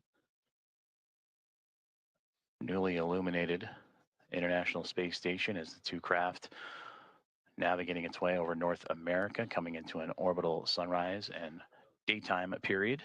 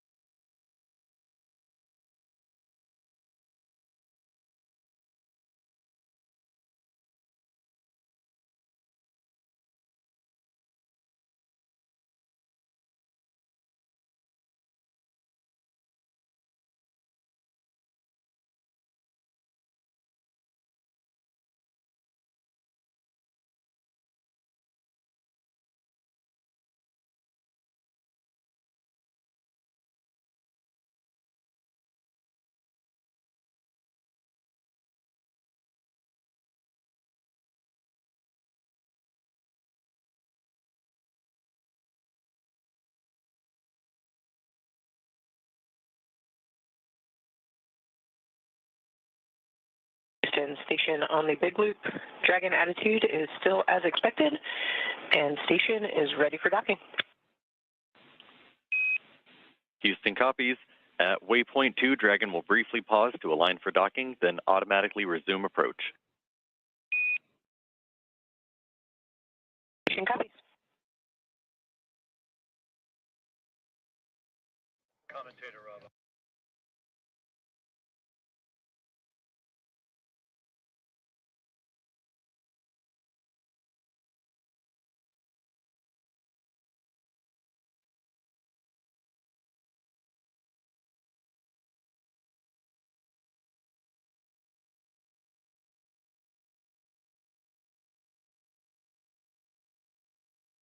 You just heard great communications on the big loop from Station and Dragon, as well as the teams in Houston and in Hawthorne for SpaceX and NASA, as the Dragon Grace spacecraft continuing its approach to the International Space Station, carrying Axiom-4 Commander Peggy Whitson, pilot Shubhanshu Shukla of ISRO, Sławosz Uznański-Wiśniewski of ESA, Dragon and SpaceX Tibor. soft capture ring extension complete. Dragon will continue through waypoint 2 without a hold. Second copies, no hold at waypoint 2, and good rating extension. Great communications there. They were anticipating a brief hold to make sure everything aligns, but Dragon Grace continuing on what has been so far so good. A great rendezvous with the International Space Station. They will proceed to continue past waypoint 2. And you also heard in the communications with NASA astronaut Nicole Ayers, the station ready for docking.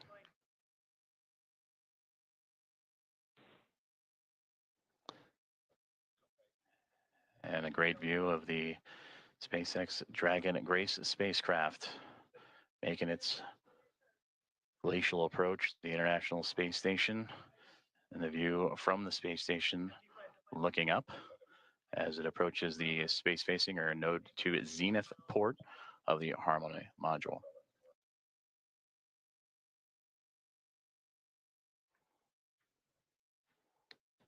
We are about 4 minutes away from the waypoint 2 arrival, which again, they are expecting to move right past through without a hold. That is at the 20-meter mark, and proceed right on into docking, a soft capture, and then soft capture ring retraction and hooks to drive. And that capture, about Dragon 8 minutes SpaceX and 47. on the big loop, ground is go for approach 2, and approach is now allowed.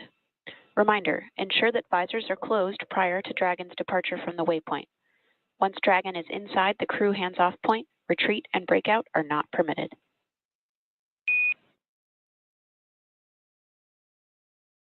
Dragon copies, and we have visors down, and we are go for docking as well. And copy on the approach. Inside 2, chop.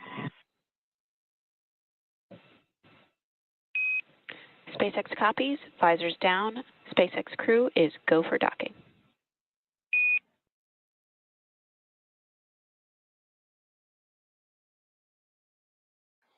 All great communications there, as the communications from the ground up to the SpaceX Dragon Grace spacecraft, as visors are down on the 4 astronauts inside, as they continue their approach to the International Space Station, now nearly 7 minutes away from that initial contact. Dragon and the International Space Station now making its way over the northernmost territories of North America and Canada, and heading towards the Atlantic Ocean, as we are now 7.5 minutes away from the approximate docking time, as Dragon will move smoothly past waypoint 2, about 20 meters away.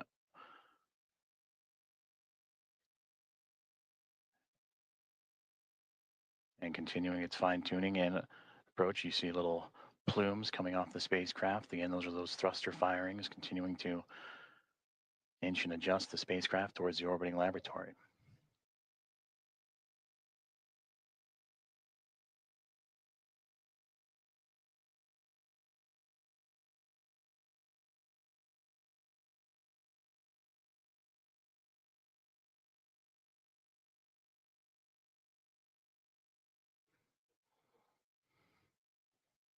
Dragon continuing to get bigger and bigger from the viewpoint of the International Space Station as waypoint 2 about 90 seconds away, and there it'll be just a mere 20 meters away.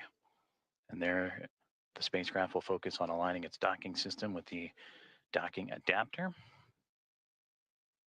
and then fly in to make the initial contact and give us what we will call that soft capture, or the soft capture ring will retract. And then the hooks will drive to form the hard mate. And that capture, or that initial contact, coming in about 6 minutes from now.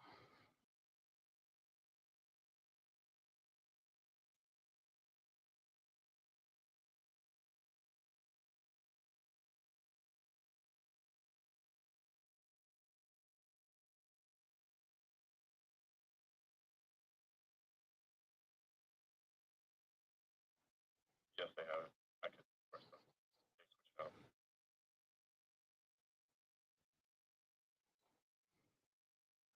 Approaching 30 seconds away from waypoint 2 arrival, in which the Dragon spacecraft will be about 20 meters away, just called out 30 meters, so continuing its close in to the International Space Station.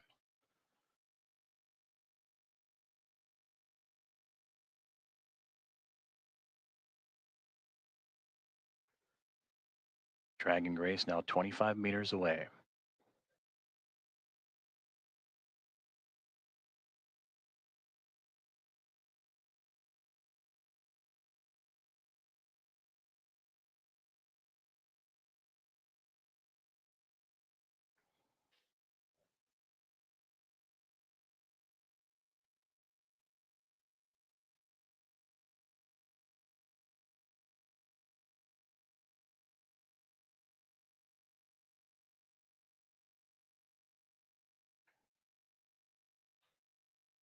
Dragon has now reached waypoint 2, 20 meters away from the International Space Station, and will continue its approach to the International Space Station.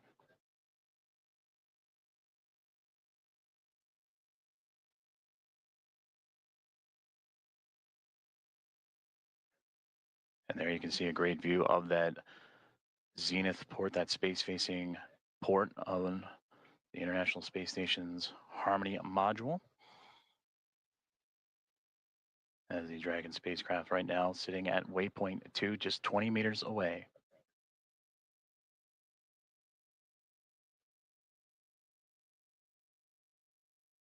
Houston at station for step 4 in block Bravo. Dragon attitude is as expected. Houston copies.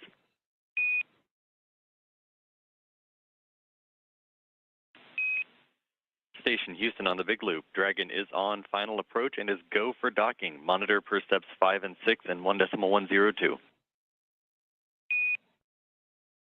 Station copies, monitoring for steps 5 and 6.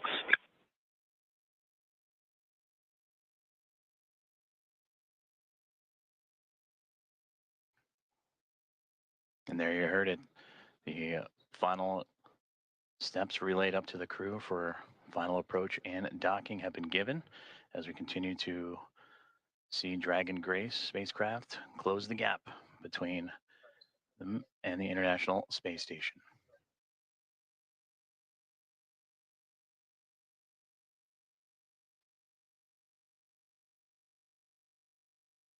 Now, just before the spacecraft reaches the international docking adapter for that soft capture, you'll hear the call out CHOP, or crew hands off point, which Dragon will continue its journey and make that initial connection, that soft capture, in those final few moments.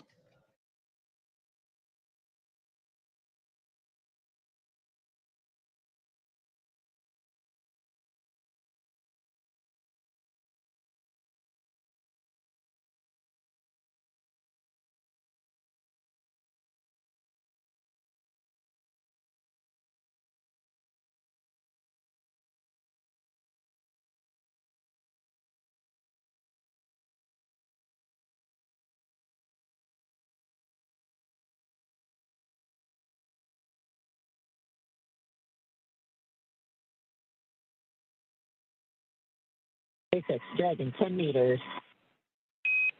10 meters.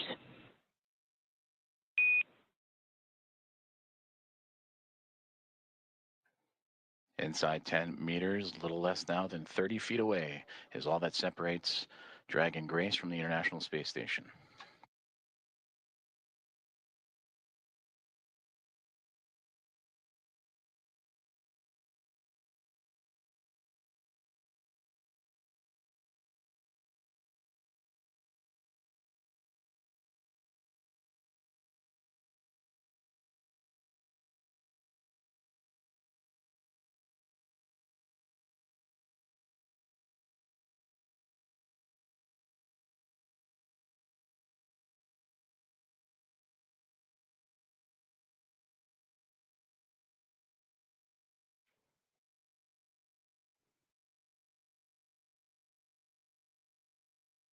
Five meters. 5 meters.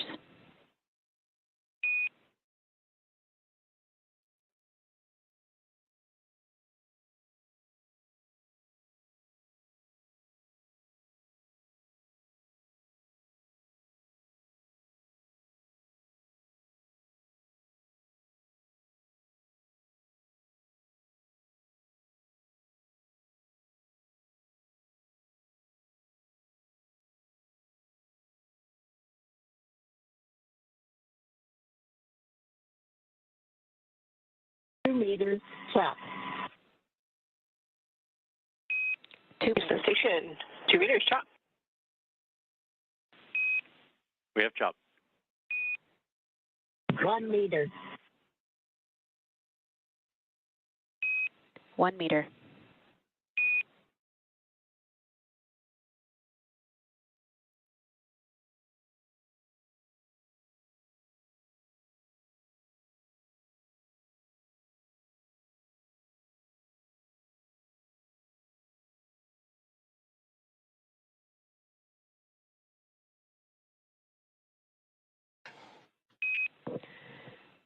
Dragon contact and soft capture complete.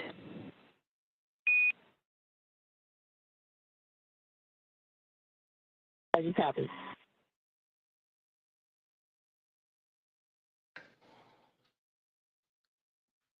Dragon Grace and the Axiom-4 crew have arrived to the International Space Station at 5:31 a.m. Central Time over the North Atlantic as the two orbiting around the Earth, connecting with the soft capture ring. And now we'll begin the ring retraction to bring the two vehicles closer together, and then the 12 hooks, the two sets of 6, Ring will drive retraction to in form a progress. hard nut.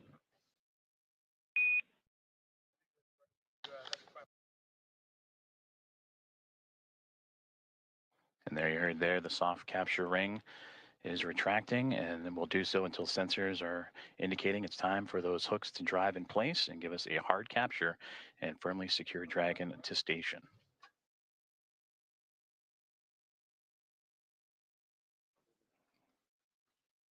And again, Axiom-4 and its commander Peggy Whitson, pilot Shubhanshu Shukla of ISRO, and mission specialist Sławosz Uznański-Wiśniewski and Tibor Kapu of ESA and HUNOR have arrived to the International Space Station with contact at 5:31 a.m. Central, 6:31 a.m. Eastern, as the two were orbiting over the North Atlantic.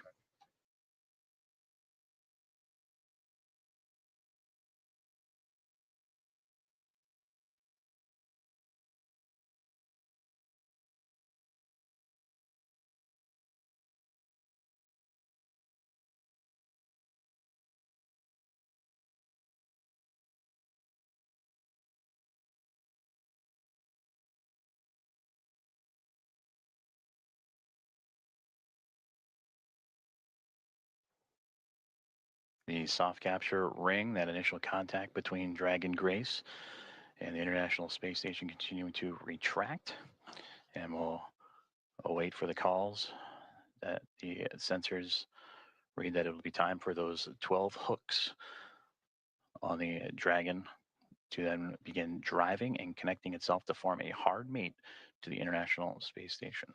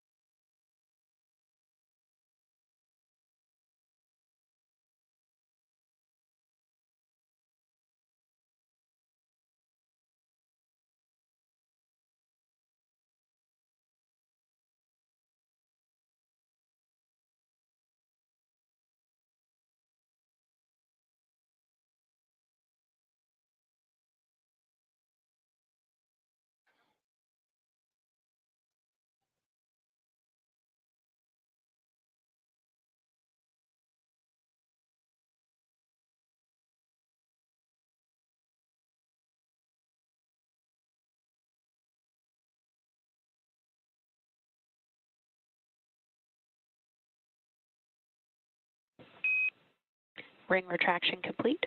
Docking sequence is holding for MCS reconfiguration.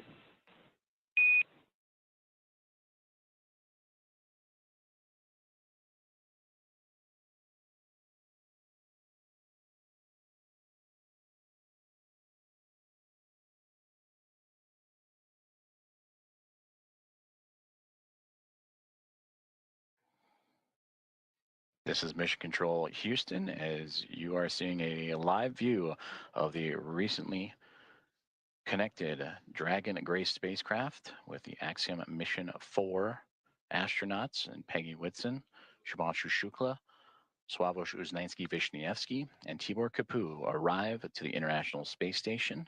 Soft capture and contact at 5:31 a.m. Central Time, 6:31 a.m. Eastern, as the two were orbiting above the North Atlantic. And right now, the two mated with that soft capture, the soft capture ring retracting to pull the spacecraft closer to the International Space Station. And once given the go, the ring or the hooks around the Dragon nose cone will drive and connect to form a hard mate.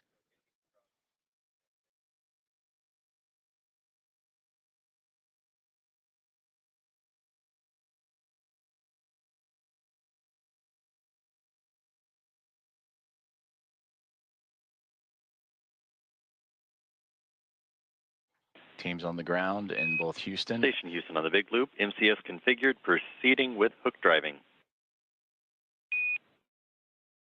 Station copies. And the great call there, that's the next step in this docking procedure, is the driving of the hooks, the 12 hooks surrounding the nose cone or the nose of the Dragon spacecraft. And we'll monitor those. They'll drive in 2 sets of 6. The first set of 6 right now, they're traveling, and we'll continue to follow along as the docking process continues on.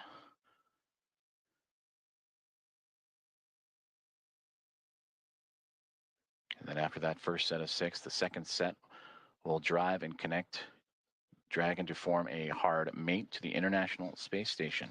And once the docking is complete, NASA astronauts Anne McLean and Nicole Ayers, who have been monitoring from the International Space Station from the cupola of the Dragon's arrival, it'll be Ayers that'll begin the hatch opening or hatch operations.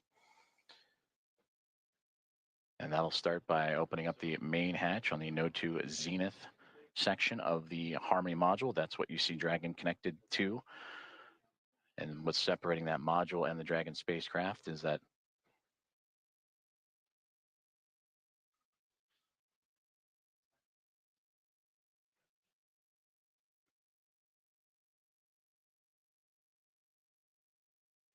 and continuing to monitor that first set of 6 hooks forming that hard mate. And once the full set of 12, Ayers will continue the docking procedures with the leak checks and then begin making its way to the pressurized mating adapter. That's what you see between the Harmony module and the Dragon spacecraft, and access into there to then what we begin pressurizing the vestibule, that small compartment between the 2 hatches. And that vestibule has been exposed to the vacuum of space prior to Dragon Grace's arrival. So the next step is to carefully reintroduce that air and pressure inside so it matches both that of the station and the Dragon spacecraft. And we just received confirmation that the first set of 6 hooks have driven and closed, and we'll now begin the second set of 6 to continue that hard mate between the Dragon spacecraft and the International Space Station.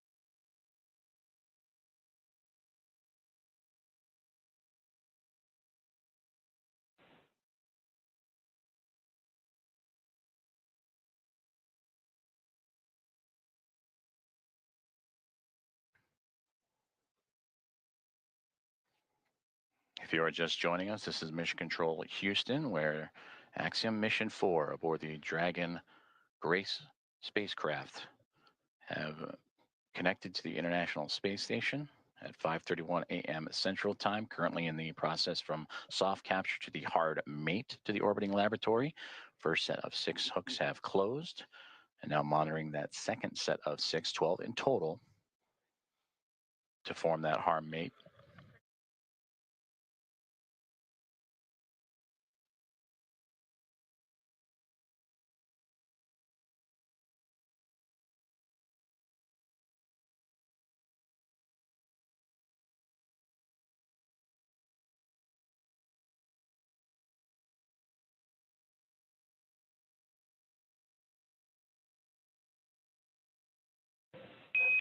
Dragon SpaceX on the big loop, hard capture complete.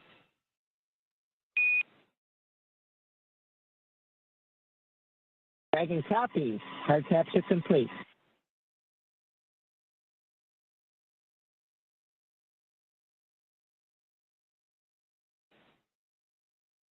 And we just heard confirmation there. All 12 hooks have closed, and that is a hard mate to the Dragon Grace spacecraft and the International Space Station, completing from soft capture to that hard mate. And these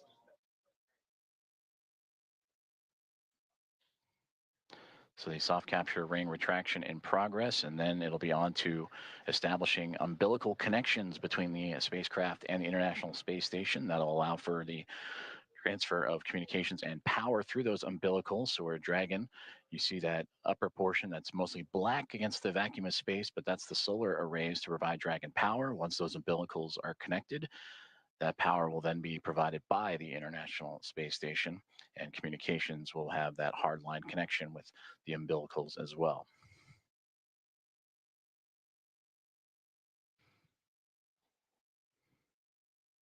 And once those umbilicals have been connected, that'll complete the docking process, and that's when NASA astronauts Anne McClain and Nicole Ayers, namely Ayers, will jump into action and begin the leak checks and hatch opening procedures.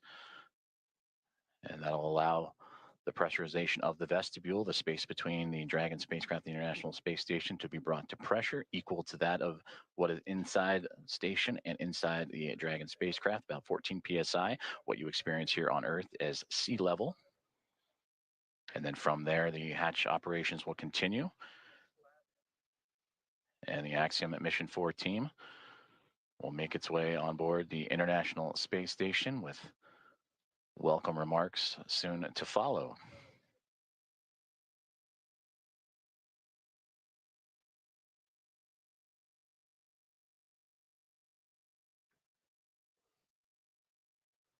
Soft capture ring has now been stowed away, and the umbilicals are in motion again to connect Dragon Grace and the International Space Station, providing that communications, that direct line of communications and power.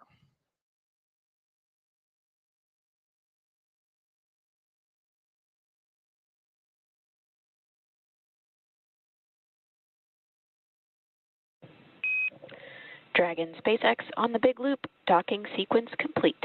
Ground will be enabling hardline power and comm connections shortly.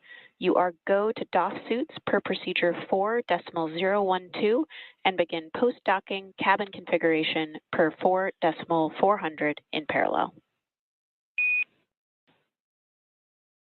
Dragon copies. Docking complete. 4.012 and 4.400 are in work. And Grace is happy to be on Harmony.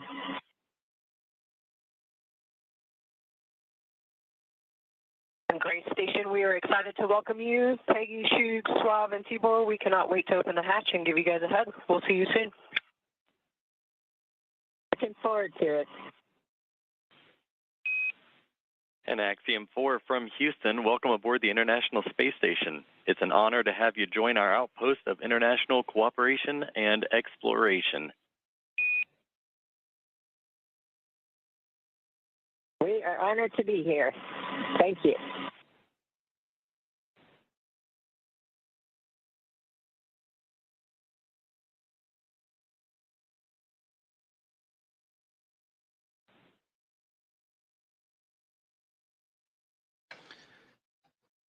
Very exciting moment for all those aboard.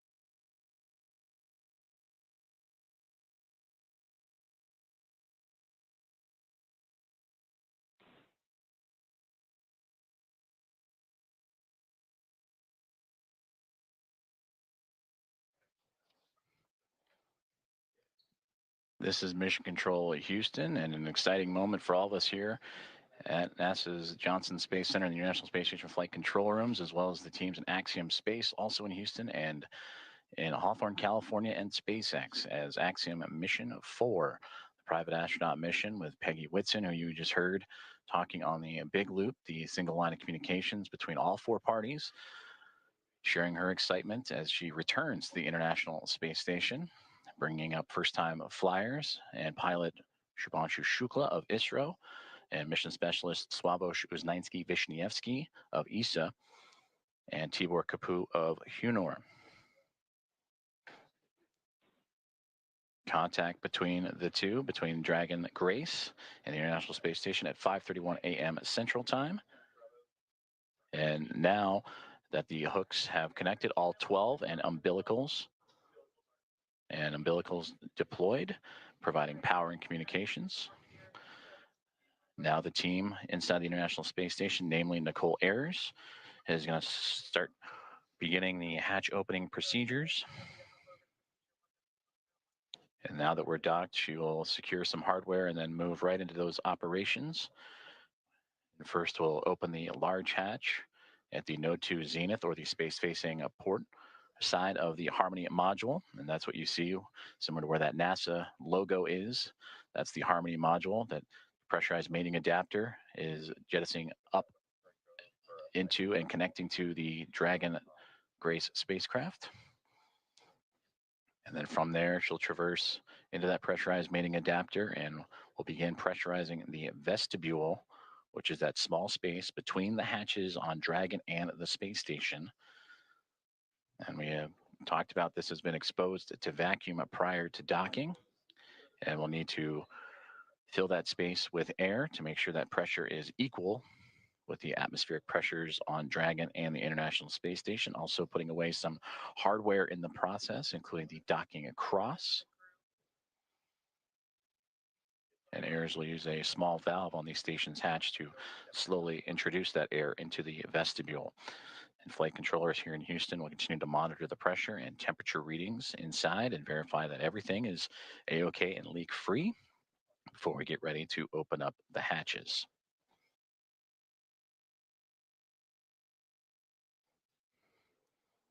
From that capture moment, which again was 5:31 a.m. Central, 6:31 a.m. Eastern over the North Atlantic. It takes roughly about 2 hours to get everything pressurized and checked out before we open up the hatches and welcome in Axiom Mission 4 to the International Space Station.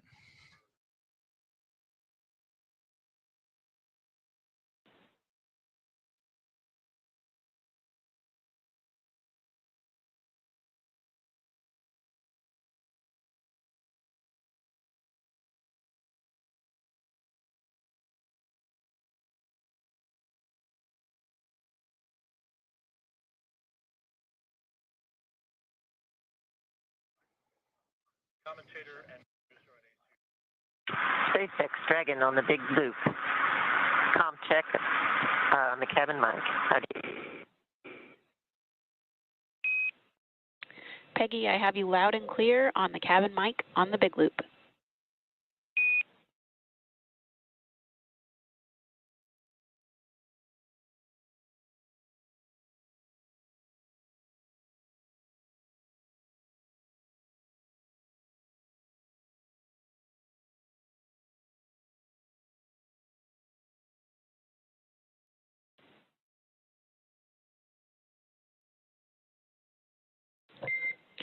Dragon, SpaceX on Dragon aground. That call on the cabin mic actually came over Dragon aground.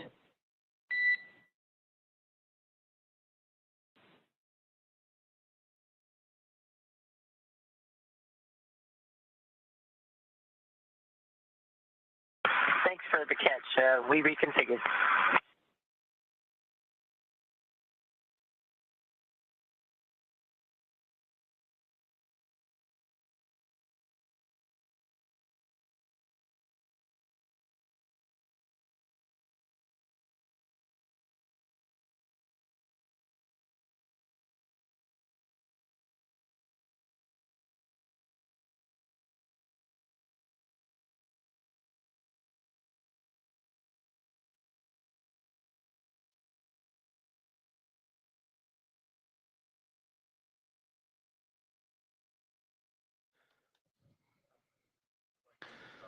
This is Mission Control Houston as we continue to follow along the progress of the contact capture and beginning of hatch opening procedures as Axiom-4 has arrived to the International Space Station with contact at 5:31 a.m. Central Time. The soft capture and ring have been retracted and stowed away. The 12 hooks around the nose, the bulkhead there of the Dragon SpaceX connected to the pressurized mating adapter have latched on to create the hard mate. The umbilicals have been extended to allow for Dragon to run on power and communication lines provided by the International Space Station. And now looking at approximately 8:35 a.m. Central Time for welcome remarks. And shortly after, the Axiom-4 team make their way through the hatchway and into the International Space Station.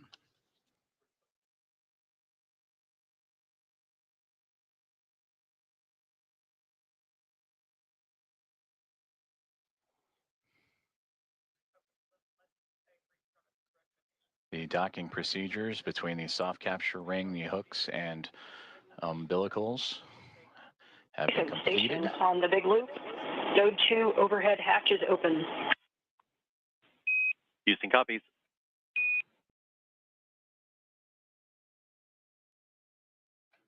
And a good call there down from NASA astronaut Nicole Ayers saying that she has opened up the hatch for the Node 2 Zenith way, the space-facing side of the Harmony module, to give her access to the pressurized mating adapter. And there she will cruise in to begin work on the hatch opening procedures and pressurizing and the vestibule. Dragon Houston on the big loop. We are troubleshooting the big loop audio comm issues from earlier, and the action we're about to take will take down big loop comm between ISS and the Axiom crew for about 5 minutes. We may require additional comm checks after.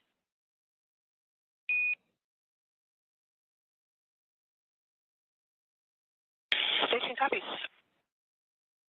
Dragon copies.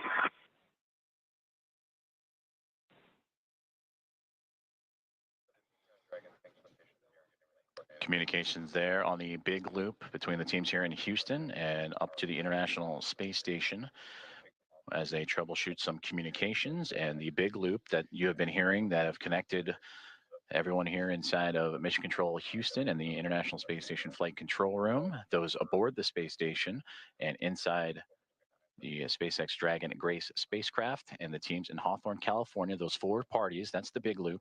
They will troubleshoot those communications for about 5 minutes and then recheck. But you heard just prior to that NASA astronauts Anne McLean and Nicole Ayers have begun the hatch opening procedures, in which the large hatch at the Node 2 Zenith, that's the space-facing side of the Harmony module, has been opened, and that will allow for them to begin the hatch opening procedures and pressurize the vestibule, which is what, in addition to the comms checks, we will monitor, as Ayers will use a small valve on the station's hatch to slowly introduce air into the vestibule. That's the gap between the Dragon spacecraft and the International Space Station that has been exposed to vacuum. And from there, they will match the pressure, the atmosphere inside both station and Dragon.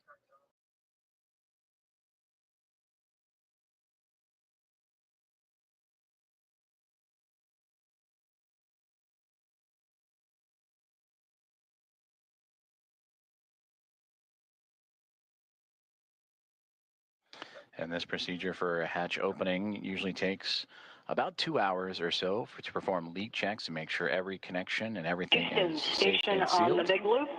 In step 2.4, the time is 10:56. The APAS equalization valve is back closed.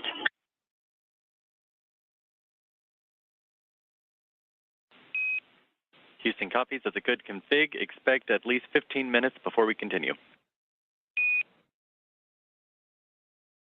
Station copies.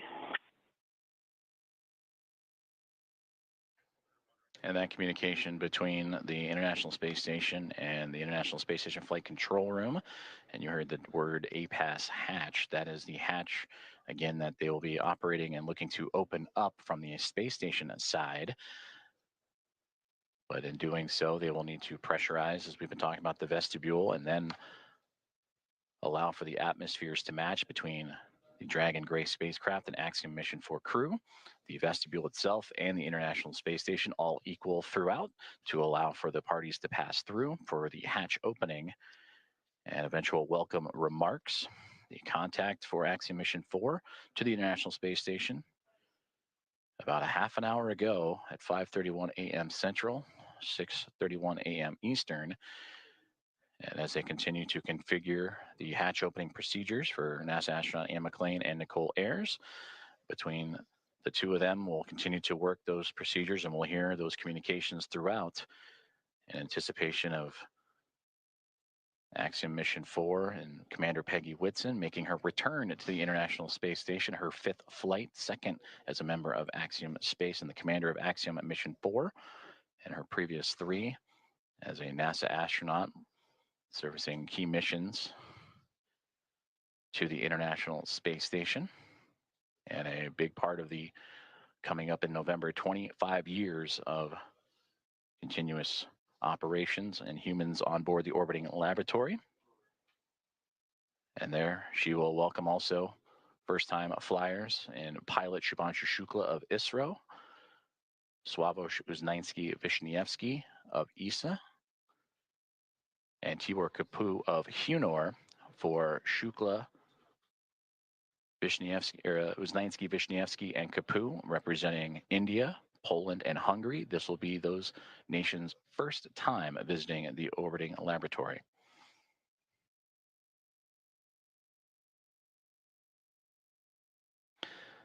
And with that, from Axiom Mission 1 through Axiom Mission 4, the International Space Station will have welcomed 14 different private astronaut crew members representing 11 different nations, showing how private astronaut missions truly expand access to the International Space Station for more nations, people, and opportunities.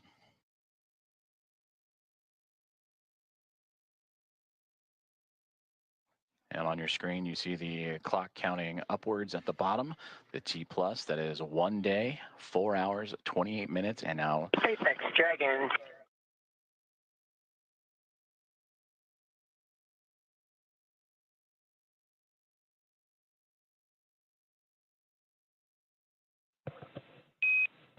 Dragon SpaceX on the big loop.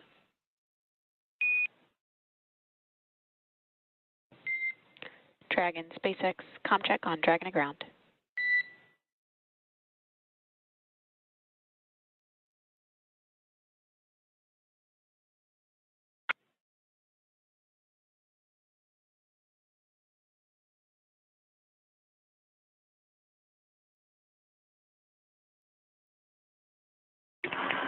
SpaceX Dragon from the cabin mic on Dragon to ground. Peggy, I'm with you on Dragon ground.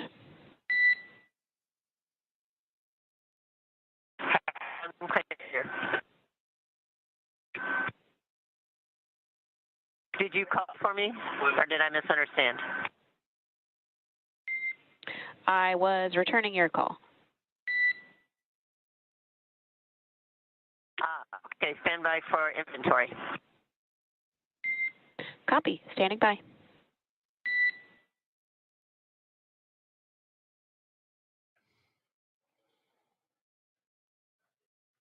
comm checks and communications there between the teams in Hawthorne, California and SpaceX and the SpaceX Dragon Grace spacecraft.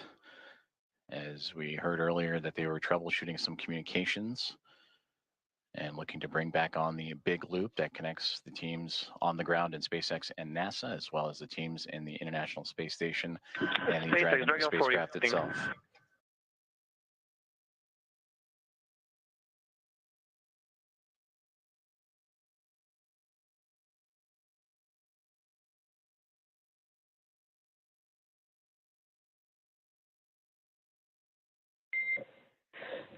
SpaceX Dragon 4, inventory reporting on Dragon to ground. And I'm with you on Dragon to ground. We are about to enter a LOS period for about 4 minutes, so we'll need to stand by.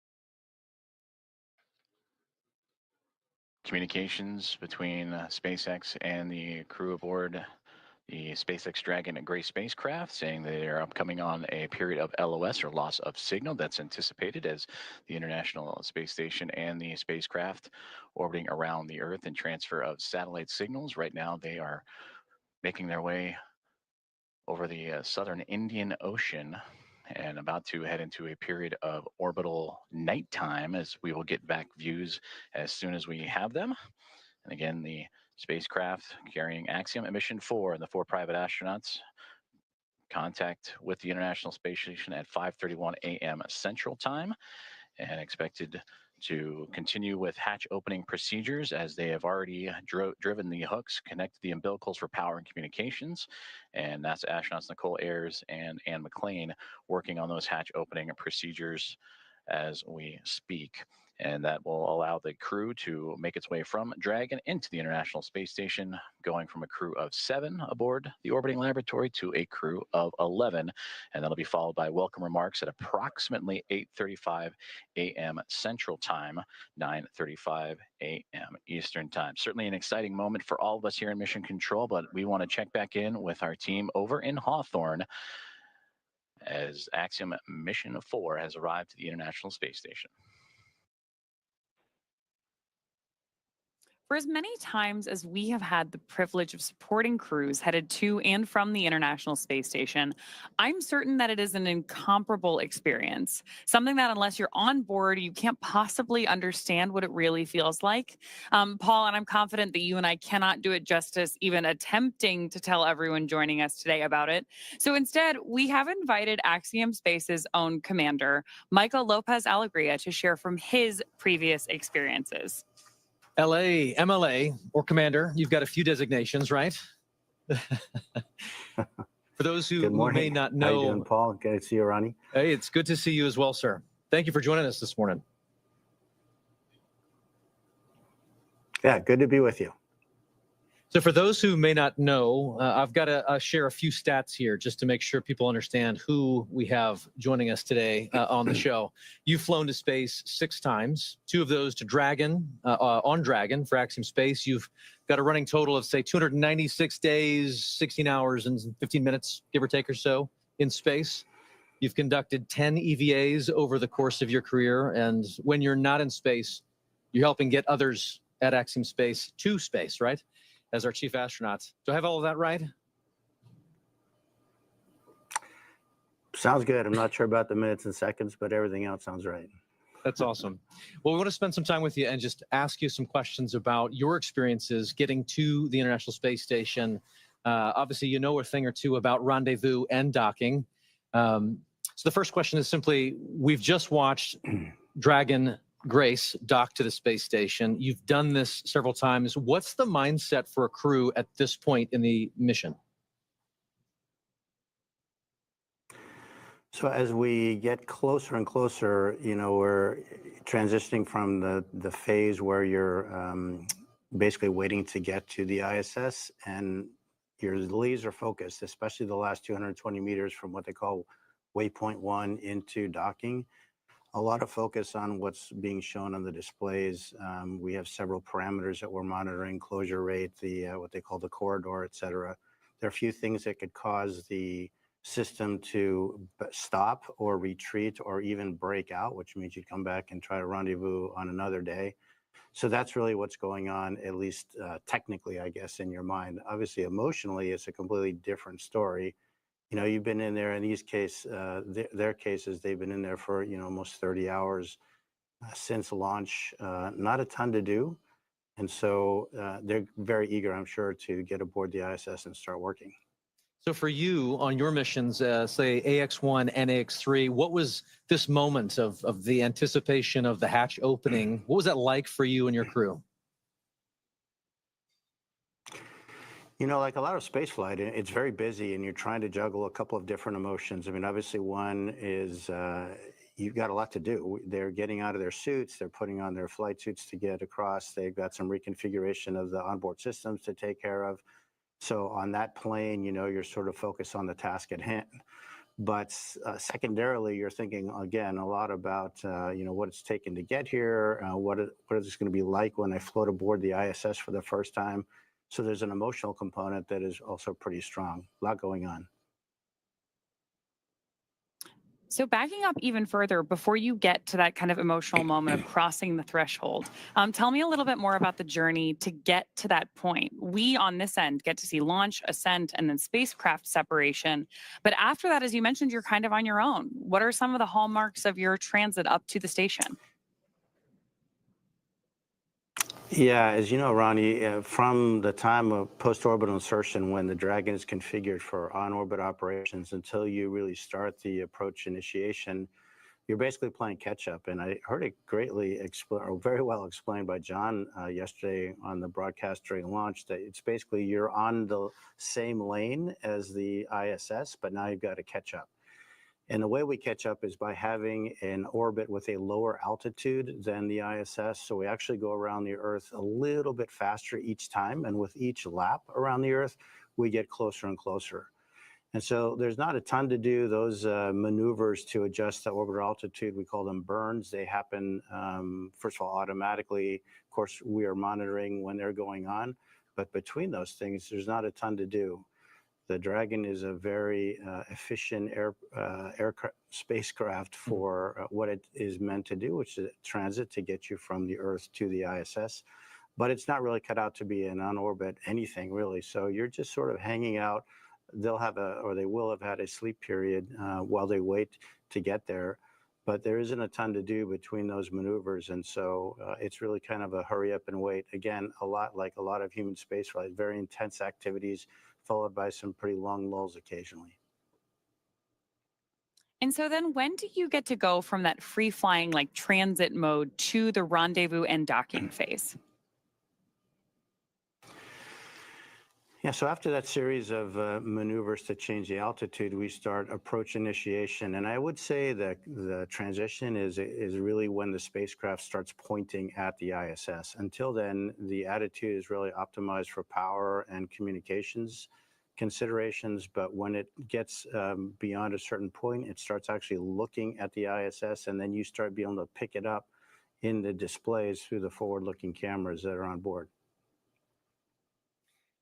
LA, you've described the moment of getting into microgravity as you've transitioned into another plane, another world, another moment. Can you share a little bit of that thought, that mindset as you transition from obviously the acceleration of launch into microgravity and being in that other world? I'd love to hear your perspective on that transition.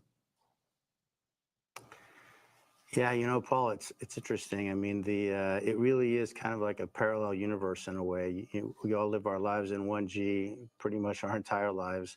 But when you make that transition, it really is a very different sensation. For the first time you feel it, you can't even believe it. I mean, it's a little bit like the zero-G airplane that we are trained in, but of course, instead of lasting 20 seconds or so, it lasts effectively forever.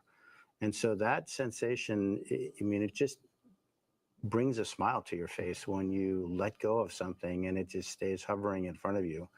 And it just never gets old. It's really quite remarkable. I love it. And obviously our crew in Dragon right now is in that other plane, in that other world of microgravity being constant. So we're walking forward. We're progressing towards this moment where the hatch will open and they are going to enter the space station. You've mentioned this already a little bit, but I'd love to just kind of unpack that some more. What is it like to just kind of float through that hatch and realize you're no longer in Dragon, you're now in the station? Yeah, think about the experience that these guys have had. I mean, they've been training in mock-ups that look just like the ISS, but you're obviously walking around in there, you're not floating. So now they've experienced microgravity, but in the fairly confined spaces of the spacecraft. Once the hatch is open, it's a special moment, and you, as a commander, you really never get to see it because generally they go in first. But you can just feel their wonder as they float across the hatch, and they are actually in that environment that on the one hand looks so familiar, but in a different way feels very different because now you're floating and not walking through it. It's a similar experience, and I remember on AX-1 when the three first-time flyers saw the Earth from the first time from the Dragon spacecraft after we got into orbit. And again, I didn't see their faces because they were glued to the windows, but I could just feel, hear, and sense how excited they are, and it's a magical feeling. And I'm looking forward to to trying to perceive what that must be like for these three as they float aboard the ISS.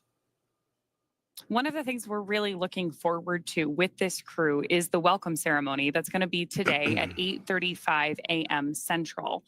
Tell us a little bit about the history or the tradition associated with welcoming a new crew on board. Yeah, that goes back obviously 25 years or so when we first started having handovers aboard the ISS. But recently what we've done is added a pinning ceremony to that, and that is where Peggy, as a commander, will provide astronaut pins to the three new flyers, Shuk, Slav, and Tibor. And those pins will have a number associated with them, which is the number of orbital astronaut they are. So they will be the 634th, 35th, and 36th humans to have orbited the Earth in the history of humanity. So when you think about it, it's a pretty small number considering humans have been around quite a while. But it's pretty nice, and of course, to be greeted by the onboard crew, all 7 of them, lots of hugs, lots of different languages being spoken, and a lot of smiles. And so then after you have this great welcome moment, sharing all of that across different cultures, different teams, how quickly do you transition then to working together on station? Pretty quickly. You really have to hit the ground running. There are a few safety things that we go through with the ISS commander where they'll tell us some things that, of course, they have learned in the mock-ups again, but now this is for real. These are where things are located. This is what we expect you to do if this or that goes wrong. And then really it's off to work. We start transferring a lot of cargo out of the ISS. Most of that will be to support various scientific experiments that we're bringing on board. And then our lives get ruled by what we call the Optimus viewer, which is basically a moving map of your schedule from the time you wake up to the time you go to bed. And it's pretty hectic. You've got, in this case, 14 days to get a lot of stuff done. Every detail is pre-programmed by the teams on the ground working with NASA. And we really have an effort to try to maintain that pace. Obviously, it takes a bit of time to get accustomed to floating around. Even though they've been in zero-G for over a day, they haven't been in zero-G in such a big open space. And so moving around, you've heard the term or the phrase slow, smooth, and smooth is fast. They definitely will be practicing that. So there's a little bit of time for adaptation. There's quite a bit of time with the safety briefings that I mentioned. But after that, it's looking at Optimus Viewer and really getting started. LA, you've just mentioned that schedule is full and you jump right on into it, trying to stay ahead of that red line in that Optimus map you mentioned. But I'm curious, just looking back at AX-3, your previous mission, what were some of the highlights for you personally on board the space station? We've learned a lot since AX-1 and the progression through AX-3. And I think one of the things we learned is that we really need to focus the commander's time on being available to the other crew members. So I would say one of the most gratifying things is giving them the time and space to sort of inhale, exhale, think about what they're doing, and take their time, because really the planners have done a great job fitting all of these activities into these 14 days, and there is enough time to do it.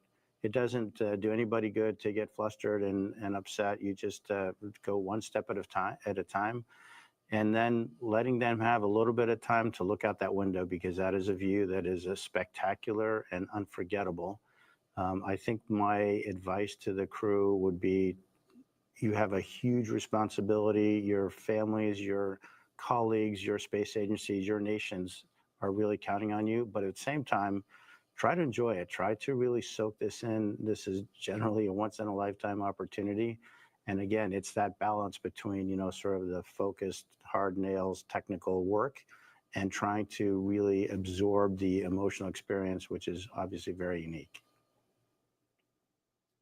Unique indeed. You just mentioned there that there's lessons to be learned that you share out with each of the crew members. And I know that you got a chance to do that with this crew and ahead of their launch, I believe, in quarantine. So I'm curious if you could share some of those lessons learned with us. If you were preparing to take us up next, what would you share with us? Well, the good news is that, Peggy has done this a time or two herself, and her crew will probably be as ready as anyone that you can imagine. So my time with this crew was pretty short and pretty informal because of A, her experience, and B, the training that, as I mentioned, has evolved since AX1 to the point that I think we have it pretty well suitcased in terms of what to train, what not to train, and how much of each. Again, my advice to them is try to absorb it, try to be as cognizant of what's going on, because it is that parallel universe, again, that's hard to get to. And the more of that you can sort of soak away in the recesses of your mind, the better, because I'm quite convinced that this crew in particular is extraordinarily well trained, and they'll have no issue getting through their timeline and all their activities that they have to do. I just want them to think about the stuff that they can do, take advantage of the amazing experience that they're having. Commander, thank you so much. We truly could spend the next hour talking space with you. Thank you for sharing your time and your perspectives with us this morning. You bet. It's been a pleasure. All the best. Thank you. You too. With that, we're very excited to hand the ball back over to NASA Johnson Space Center, where we're going to get a further update on the progress on board station and our AX-4 crew. Joseph? Thank you very much, Ronnie and Paul. We appreciate it, and great interview there with Michael Lopez Alegria.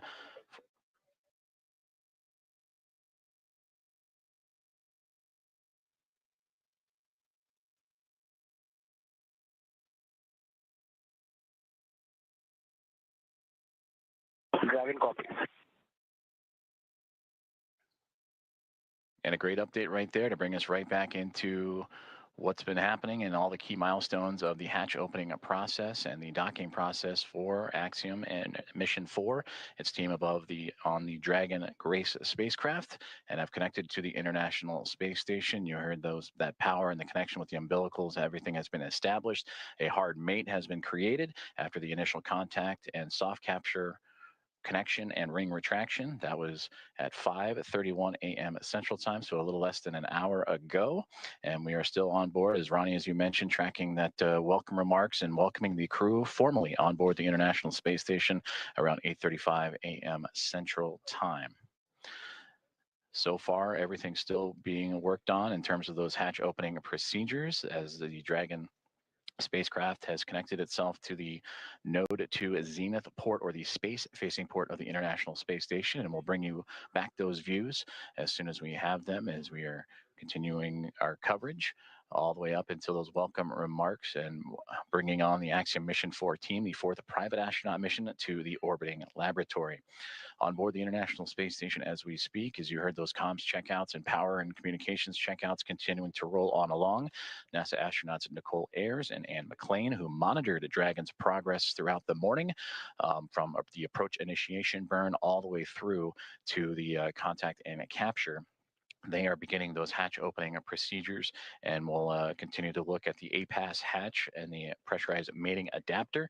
That's the space that separates between the International Space Station and the Harmony module and the Dragon spacecraft itself. And in there, those series of hatches, the APAS hatch is, and the vestibule, of course, is what needs to be pressurized to allow for the APAS hatch on the International Space Station side to be opened and stowed away. And then from that angle, then it'll allow for the Dragon team to open up their side of their hatch. And once the pressure is equal between Dragon, the vestibule, and the International Space Station, that'll allow for the crew to come on board the orbiting laboratory and bring the crew, the Expedition 73 crew, which right now is a crew of 7, and welcome in their guests, Axiom Mission 4, and bring up the total to 11. There you can see on your screen the International Space Station and the Dragon spacecraft together orbiting over the southeasternmost portion of Australia. And they are in an orbital nighttime period right now, and that'll stretch on for another few more moments. And we hope to have those great views of the space station and the Dragon spacecraft once the sunrise and orbital daytime has returned. And again, tracking an 8:35 a.m. Central Time welcome remark. And shortly before then, you'll see the crew, and we'll have all that coverage and views of the Axiom Mission 4 team making its way into the orbiting laboratory. And again, a great interview there with Michael Lopez Alegria, commander, former NASA astronaut and commander of Axiom-1 and Axiom-3. And the ISS, the International Space Station, ready to welcome in Peggy Whitson, a former NASA astronaut, on her 5th flight, second with Axiom as commander of Axiom-2 and now of Axiom Mission 4, and bringing in pilot Shubhanshu Shukla of ISRO, Sławosz Uznański-Wiśniewski of ESA, and Tibor Kapu of Hunor, each representing India, Poland, and Hungary respectively. It'll be the first time that those 3 nations have been on board the International Space Station. And that'll bring 14 different private astronaut crew members representing 11 different nations to the orbiting lab, showcasing the strength of private astronaut missions and how it expands access to the International Space Station at low Earth orbit for more nations, people, and opportunities. So we continue to follow along with the hatch opening procedures that Nicole Ayers and Anne McLean of NASA each working diligently through, and we'll continue to provide updates as they arrive. During that interview, we did hear that there was some troubleshooting that they were working on the big loop that has since been resolved. So we should hear communications on that big loop that connects both the Dragon spacecraft, the International Space Station, and the teams on the ground here inside of Mission Control Houston and the International Space Station Flight Control Room at NASA's Johnson Space Center, and well, the teams in Hawthorne, California, and the Mission Control Room at SpaceX.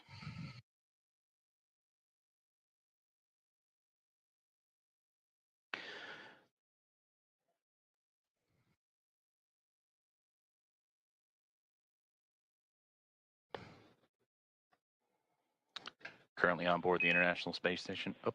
Station Houston on the big loop for PMA.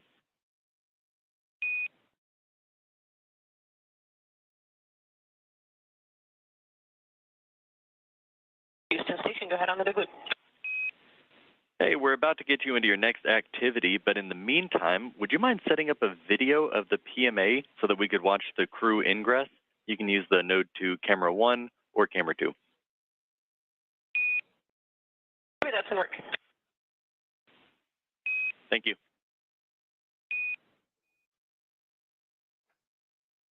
Communications from the ground here in Mission Control Houston up to the International Space Station, that PMA, pressurized mating adapter, and that is where NASA astronaut Nicole Ayers is currently operating in the hatch opening procedures, and they're asking to set up a camera so we can get live views in and witness the Axiom Mission 4 crew as they ingress or enter the International Space Station. So we'll keep an eye out for those views coming from that pressurized mating adapter just inside the Zenith, Node 2 at Zenith port of the International Space Station, that space-facing port. Before those communications, I'm going to say aboard the International Space Station as we speak, the 7 members of the Expedition 73 crew, featuring Anne McLean and Nicole Ayers, who are prime characters in today's docking operations, joined by Takuya Onishi of JAXA and Kirill Peskov, alongside NASA astronaut Johnny Kim, Sergei Ryzhikov, and Alexei Zubritsky.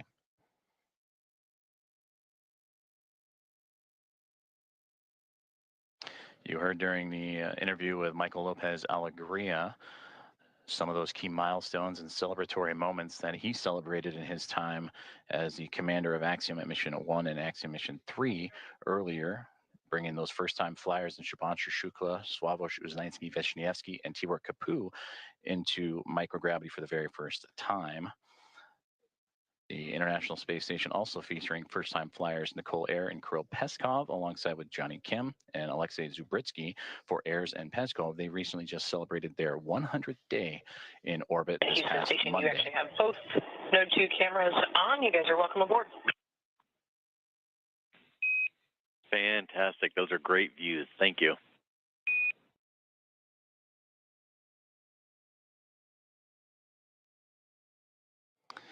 And there you see the live view that the team on board the International Space Station has just set up for us to see as we are inside the pressurized mating adapter, looking into what will be the APAS hatch that will eventually be pressurized, and the vestibule pressurized, pardon me, to welcome the Axiom Mission 4 crew aboard. Once everything is equal in pressure from SpaceX Dragon to the vestibule to the International Space Station, and the hatches on the Dragon and Space Station side are open, everything will be on schedule to welcome in the 4-member crew. And the, again, welcome remarks tracking for approximately 8:35 a.m. Central Time, 9:35 a.m. Eastern. And you heard Michael Lopez Alegria talking about the pinning ceremony that will take place during those welcome remarks. I'm looking forward to seeing those as the team aboard the International Space Station continuing to work through their hatch opening procedures.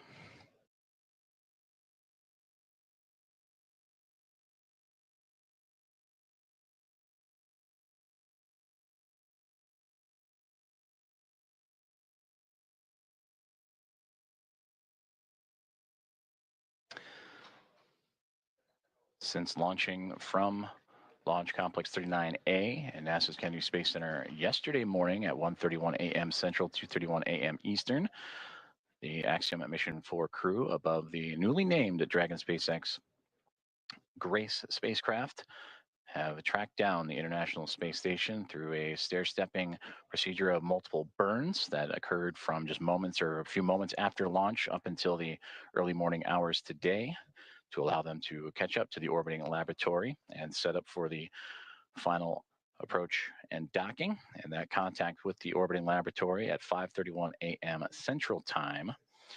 And from that point on, it takes about 2 hours or so to allow for the hatch opening and hard mating procedures to be complete, umbilicals to be run, power and communications to be connected.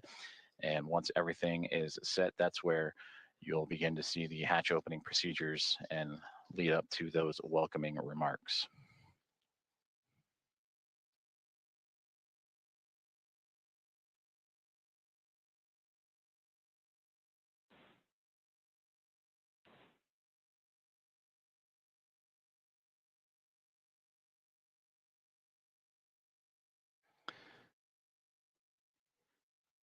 And as you're following along with us, as we continue to wait for views of the International Space Station and the Dragon spacecraft as they are in an orbital nighttime period, making their way across the Pacific Ocean and approaching the equator, almost right in the middle of the Pacific Ocean. We'll get those views back from the exterior cameras. And the astronauts on board the International Space Station continuing to configure the cameras for views inside the orbiting lab.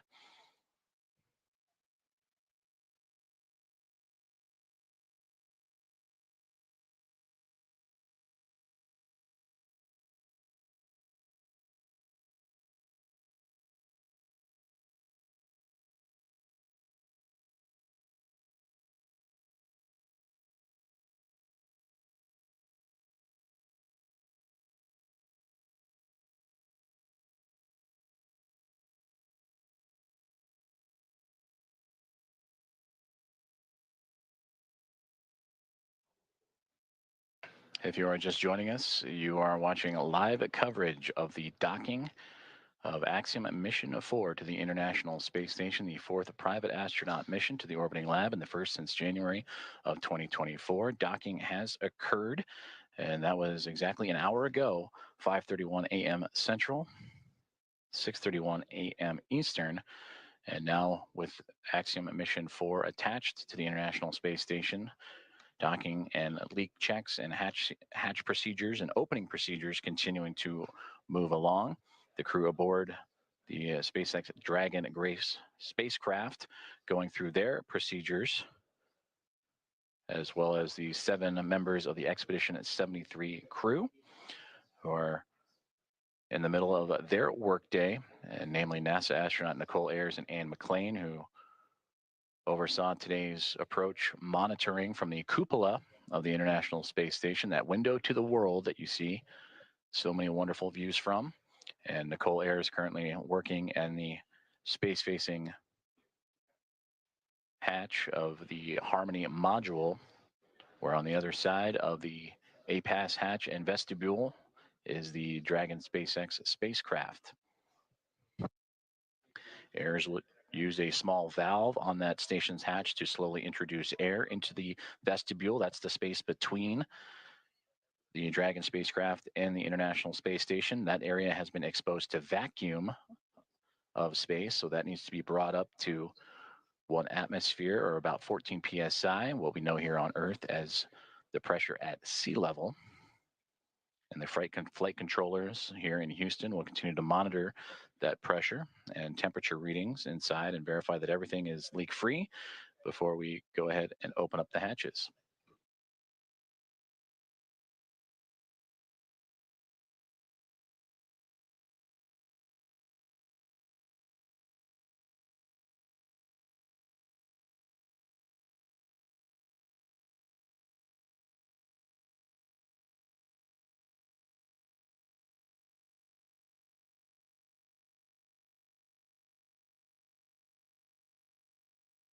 Just received communications from the team here inside the International Space Station flight control room that the vestibule leak check has been successful and it is good. So they will continue to move forward with the hatch opening procedures. And again, you heard in the interview with Michael Lopez Alegria, slow is smooth, smooth is fast, as these teams making sure everything is sealed up and safe as they continue through hatch opening procedures.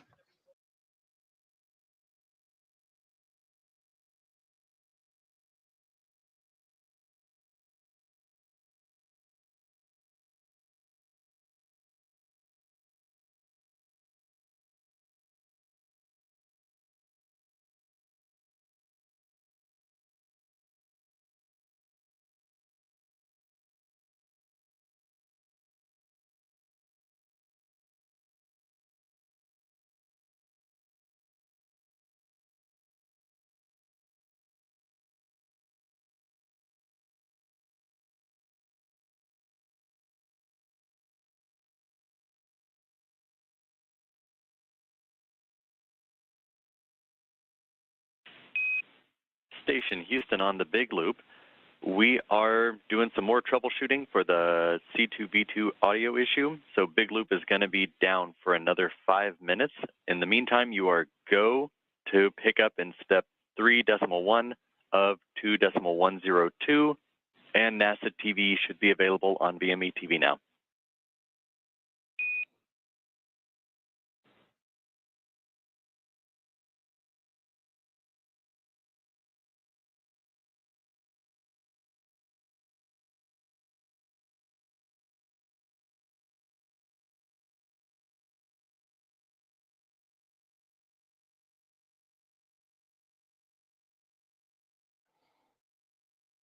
There you heard communications radioed up to the crew aboard the International Space Station on the big loop that they are continuing with the troubleshooting of that communications as we are looking live up towards that node to zenith hatch in the Harmony module. And you see several members of the Expedition 73 crew in and out of the field of view. That is Nicole Ayers going into the pressurized mating adapter and continuing hatch opening procedures. And she is wearing those long sleeved navy polo. And the red polo that just flew by, that is Expedition 73 Commander Takuya Onishi. We've also seen glimpses of Anne McClain in the field of view, as well as certainly everybody aboard the International Space Station anxious and excited to welcome Axiom Mission 4 with Commander Peggy Whitson, pilot Shubhanshu Shukla, mission specialist Sławosz Uznański-Wiśniewski, and the mission specialist Tibor Kapu aboard the orbiting laboratory.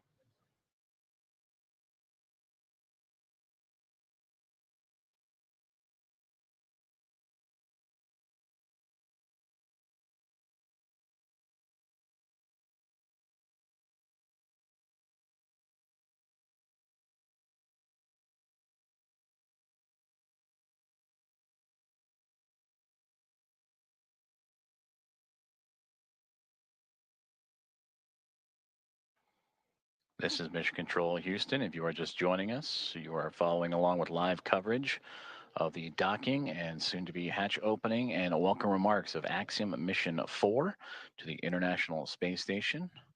The mission began with the launch off of Launch Complex 39A and NASA's Kennedy Space Center yesterday morning at 1:31 a.m. Central, 2:31 a.m. Eastern. That took them on a journey that was a little more than a day to get them to the orbiting lab. They have since docked, and contact was at 5:31 a.m. Central Time. And after the connections made, the hooks driving to form the hard mate, umbilicals with power and communications connections all run. Now it is those hatch opening procedures and leak checks that the crew is currently working through aboard the International Space Station, while the crew aboard the on 2 for step 3.2, seeing about 0 for the DBTT, looking for your go to continue.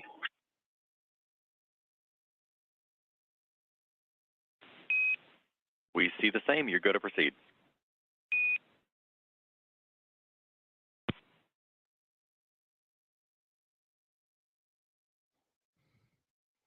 And continued communications as Nicole Ayers once again floating into that pressurized mating adapter and continuing those hatch opening procedures to welcome Axiom Mission 4.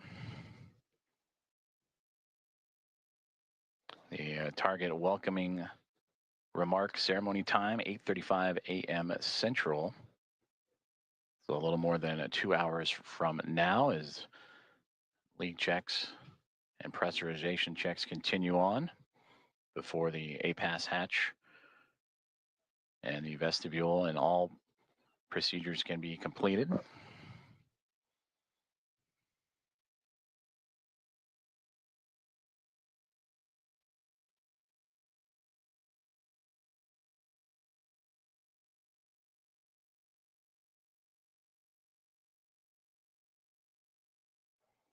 And a great view of some of those procedures as Nicole Ayers again. You can see her with that right hand turning the crank and working on that hatch to continue those procedures.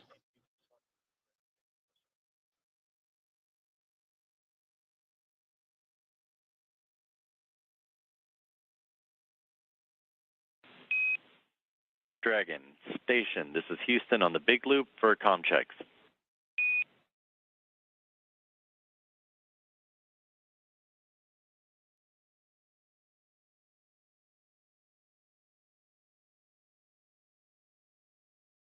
Dragon has you loud and clear.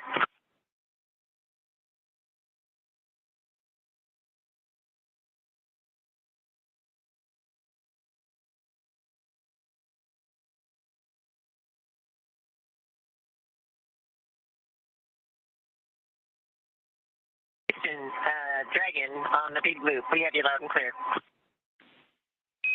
And Dragon, we read you the same.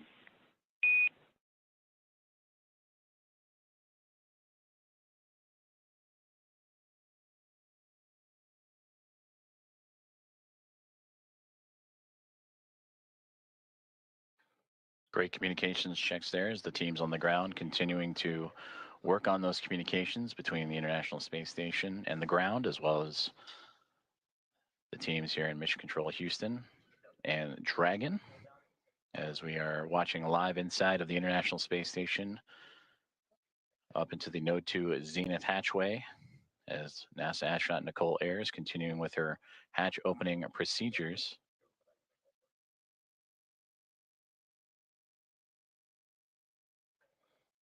Docking of Axiom Mission 4 to the orbiting laboratory occurred about an hour and 10 minutes ago at 5:31 a.m. Central, and since then the crews for both station and inside Dragon have been going through those procedures and making sure everything is as it needs to be, including the proper leak checks and stowage from both perspectives before continuing on with hatch opening procedures and welcoming remarks. We'll continue to provide updates, and you'll hear calls on the big loop of all four parties, NASA's Mission Control and the International Space Station Flight Control Room, SpaceX in Hawthorne, California, and the teams and the Expedition 73 crew aboard the International Space Station and Axiom-4 aboard the Dragon and Grace Dragon Houston on the big spacecraft. loop. Stand by for hardline audio config.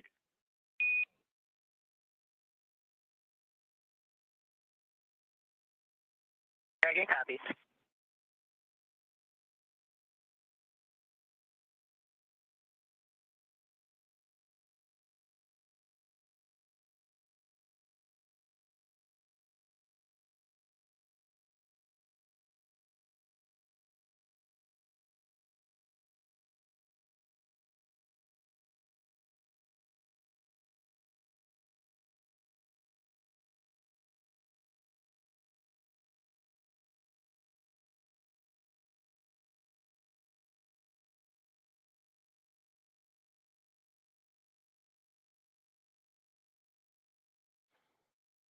Also a part of these procedures, and once hatch opening continues to move along, the crews will install IMV ducting to help mix the air of the space station environment with the air inside of Dragon and seal up some of those lithium hydroxide cartridges that scrub the carbon dioxide inside of the Dragon spacecraft. And that was on their ride to the International Space Station. We'll also check some vent valves as we go and maybe need a little bit more time on board, but these last final checks are crucial to make sure everything is good to go, since it will remain docked to the International Space Station for nearly 2 weeks.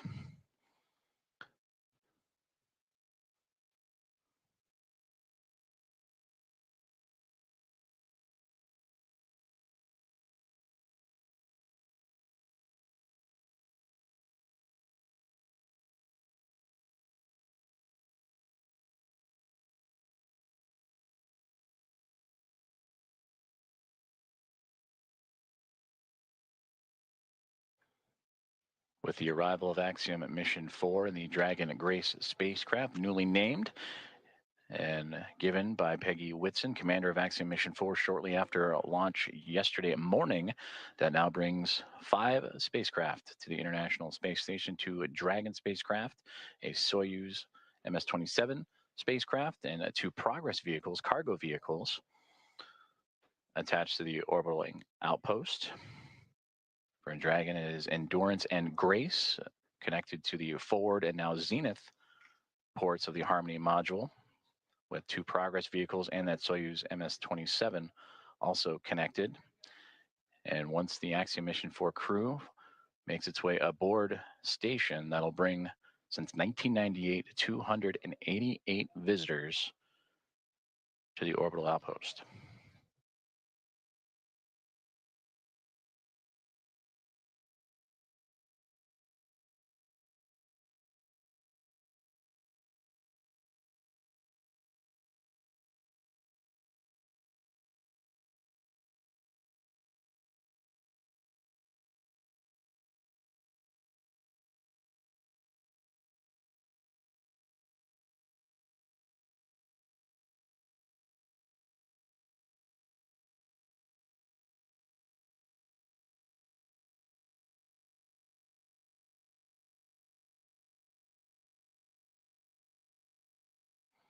Nicole Ayers, NASA astronaut, has returned to inside the pressurized mating adapter and working on the APAS hatch and hatch opening procedures as we continue to get great Dragon views from Houston on the inside the big loop. International Space Com Station. check. Hardline audio configuration complete, and we have resolved the audio issues on C2V2. That sounds great, because we have you loud and clear. We read you the same.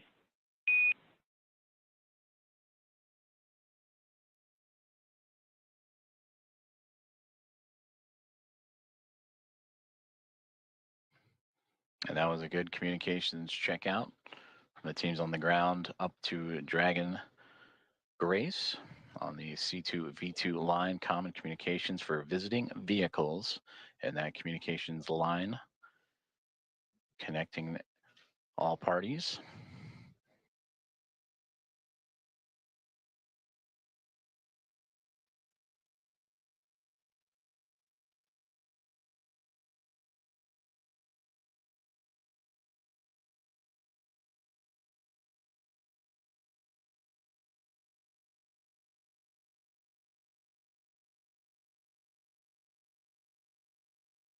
As we continue to work through hatch opening procedures, and again targeting approximately 8:35 a.m. Central Time for welcoming remarks as the International Space Station and Expedition 73 crew bring in and welcome aboard Axiom Mission 4, both the orbiting laboratory and the newly docked SpaceX Dragon spacecraft over the northern Pacific Ocean, about to cross into the west coast of North America, right along the U.S.-Canadian border.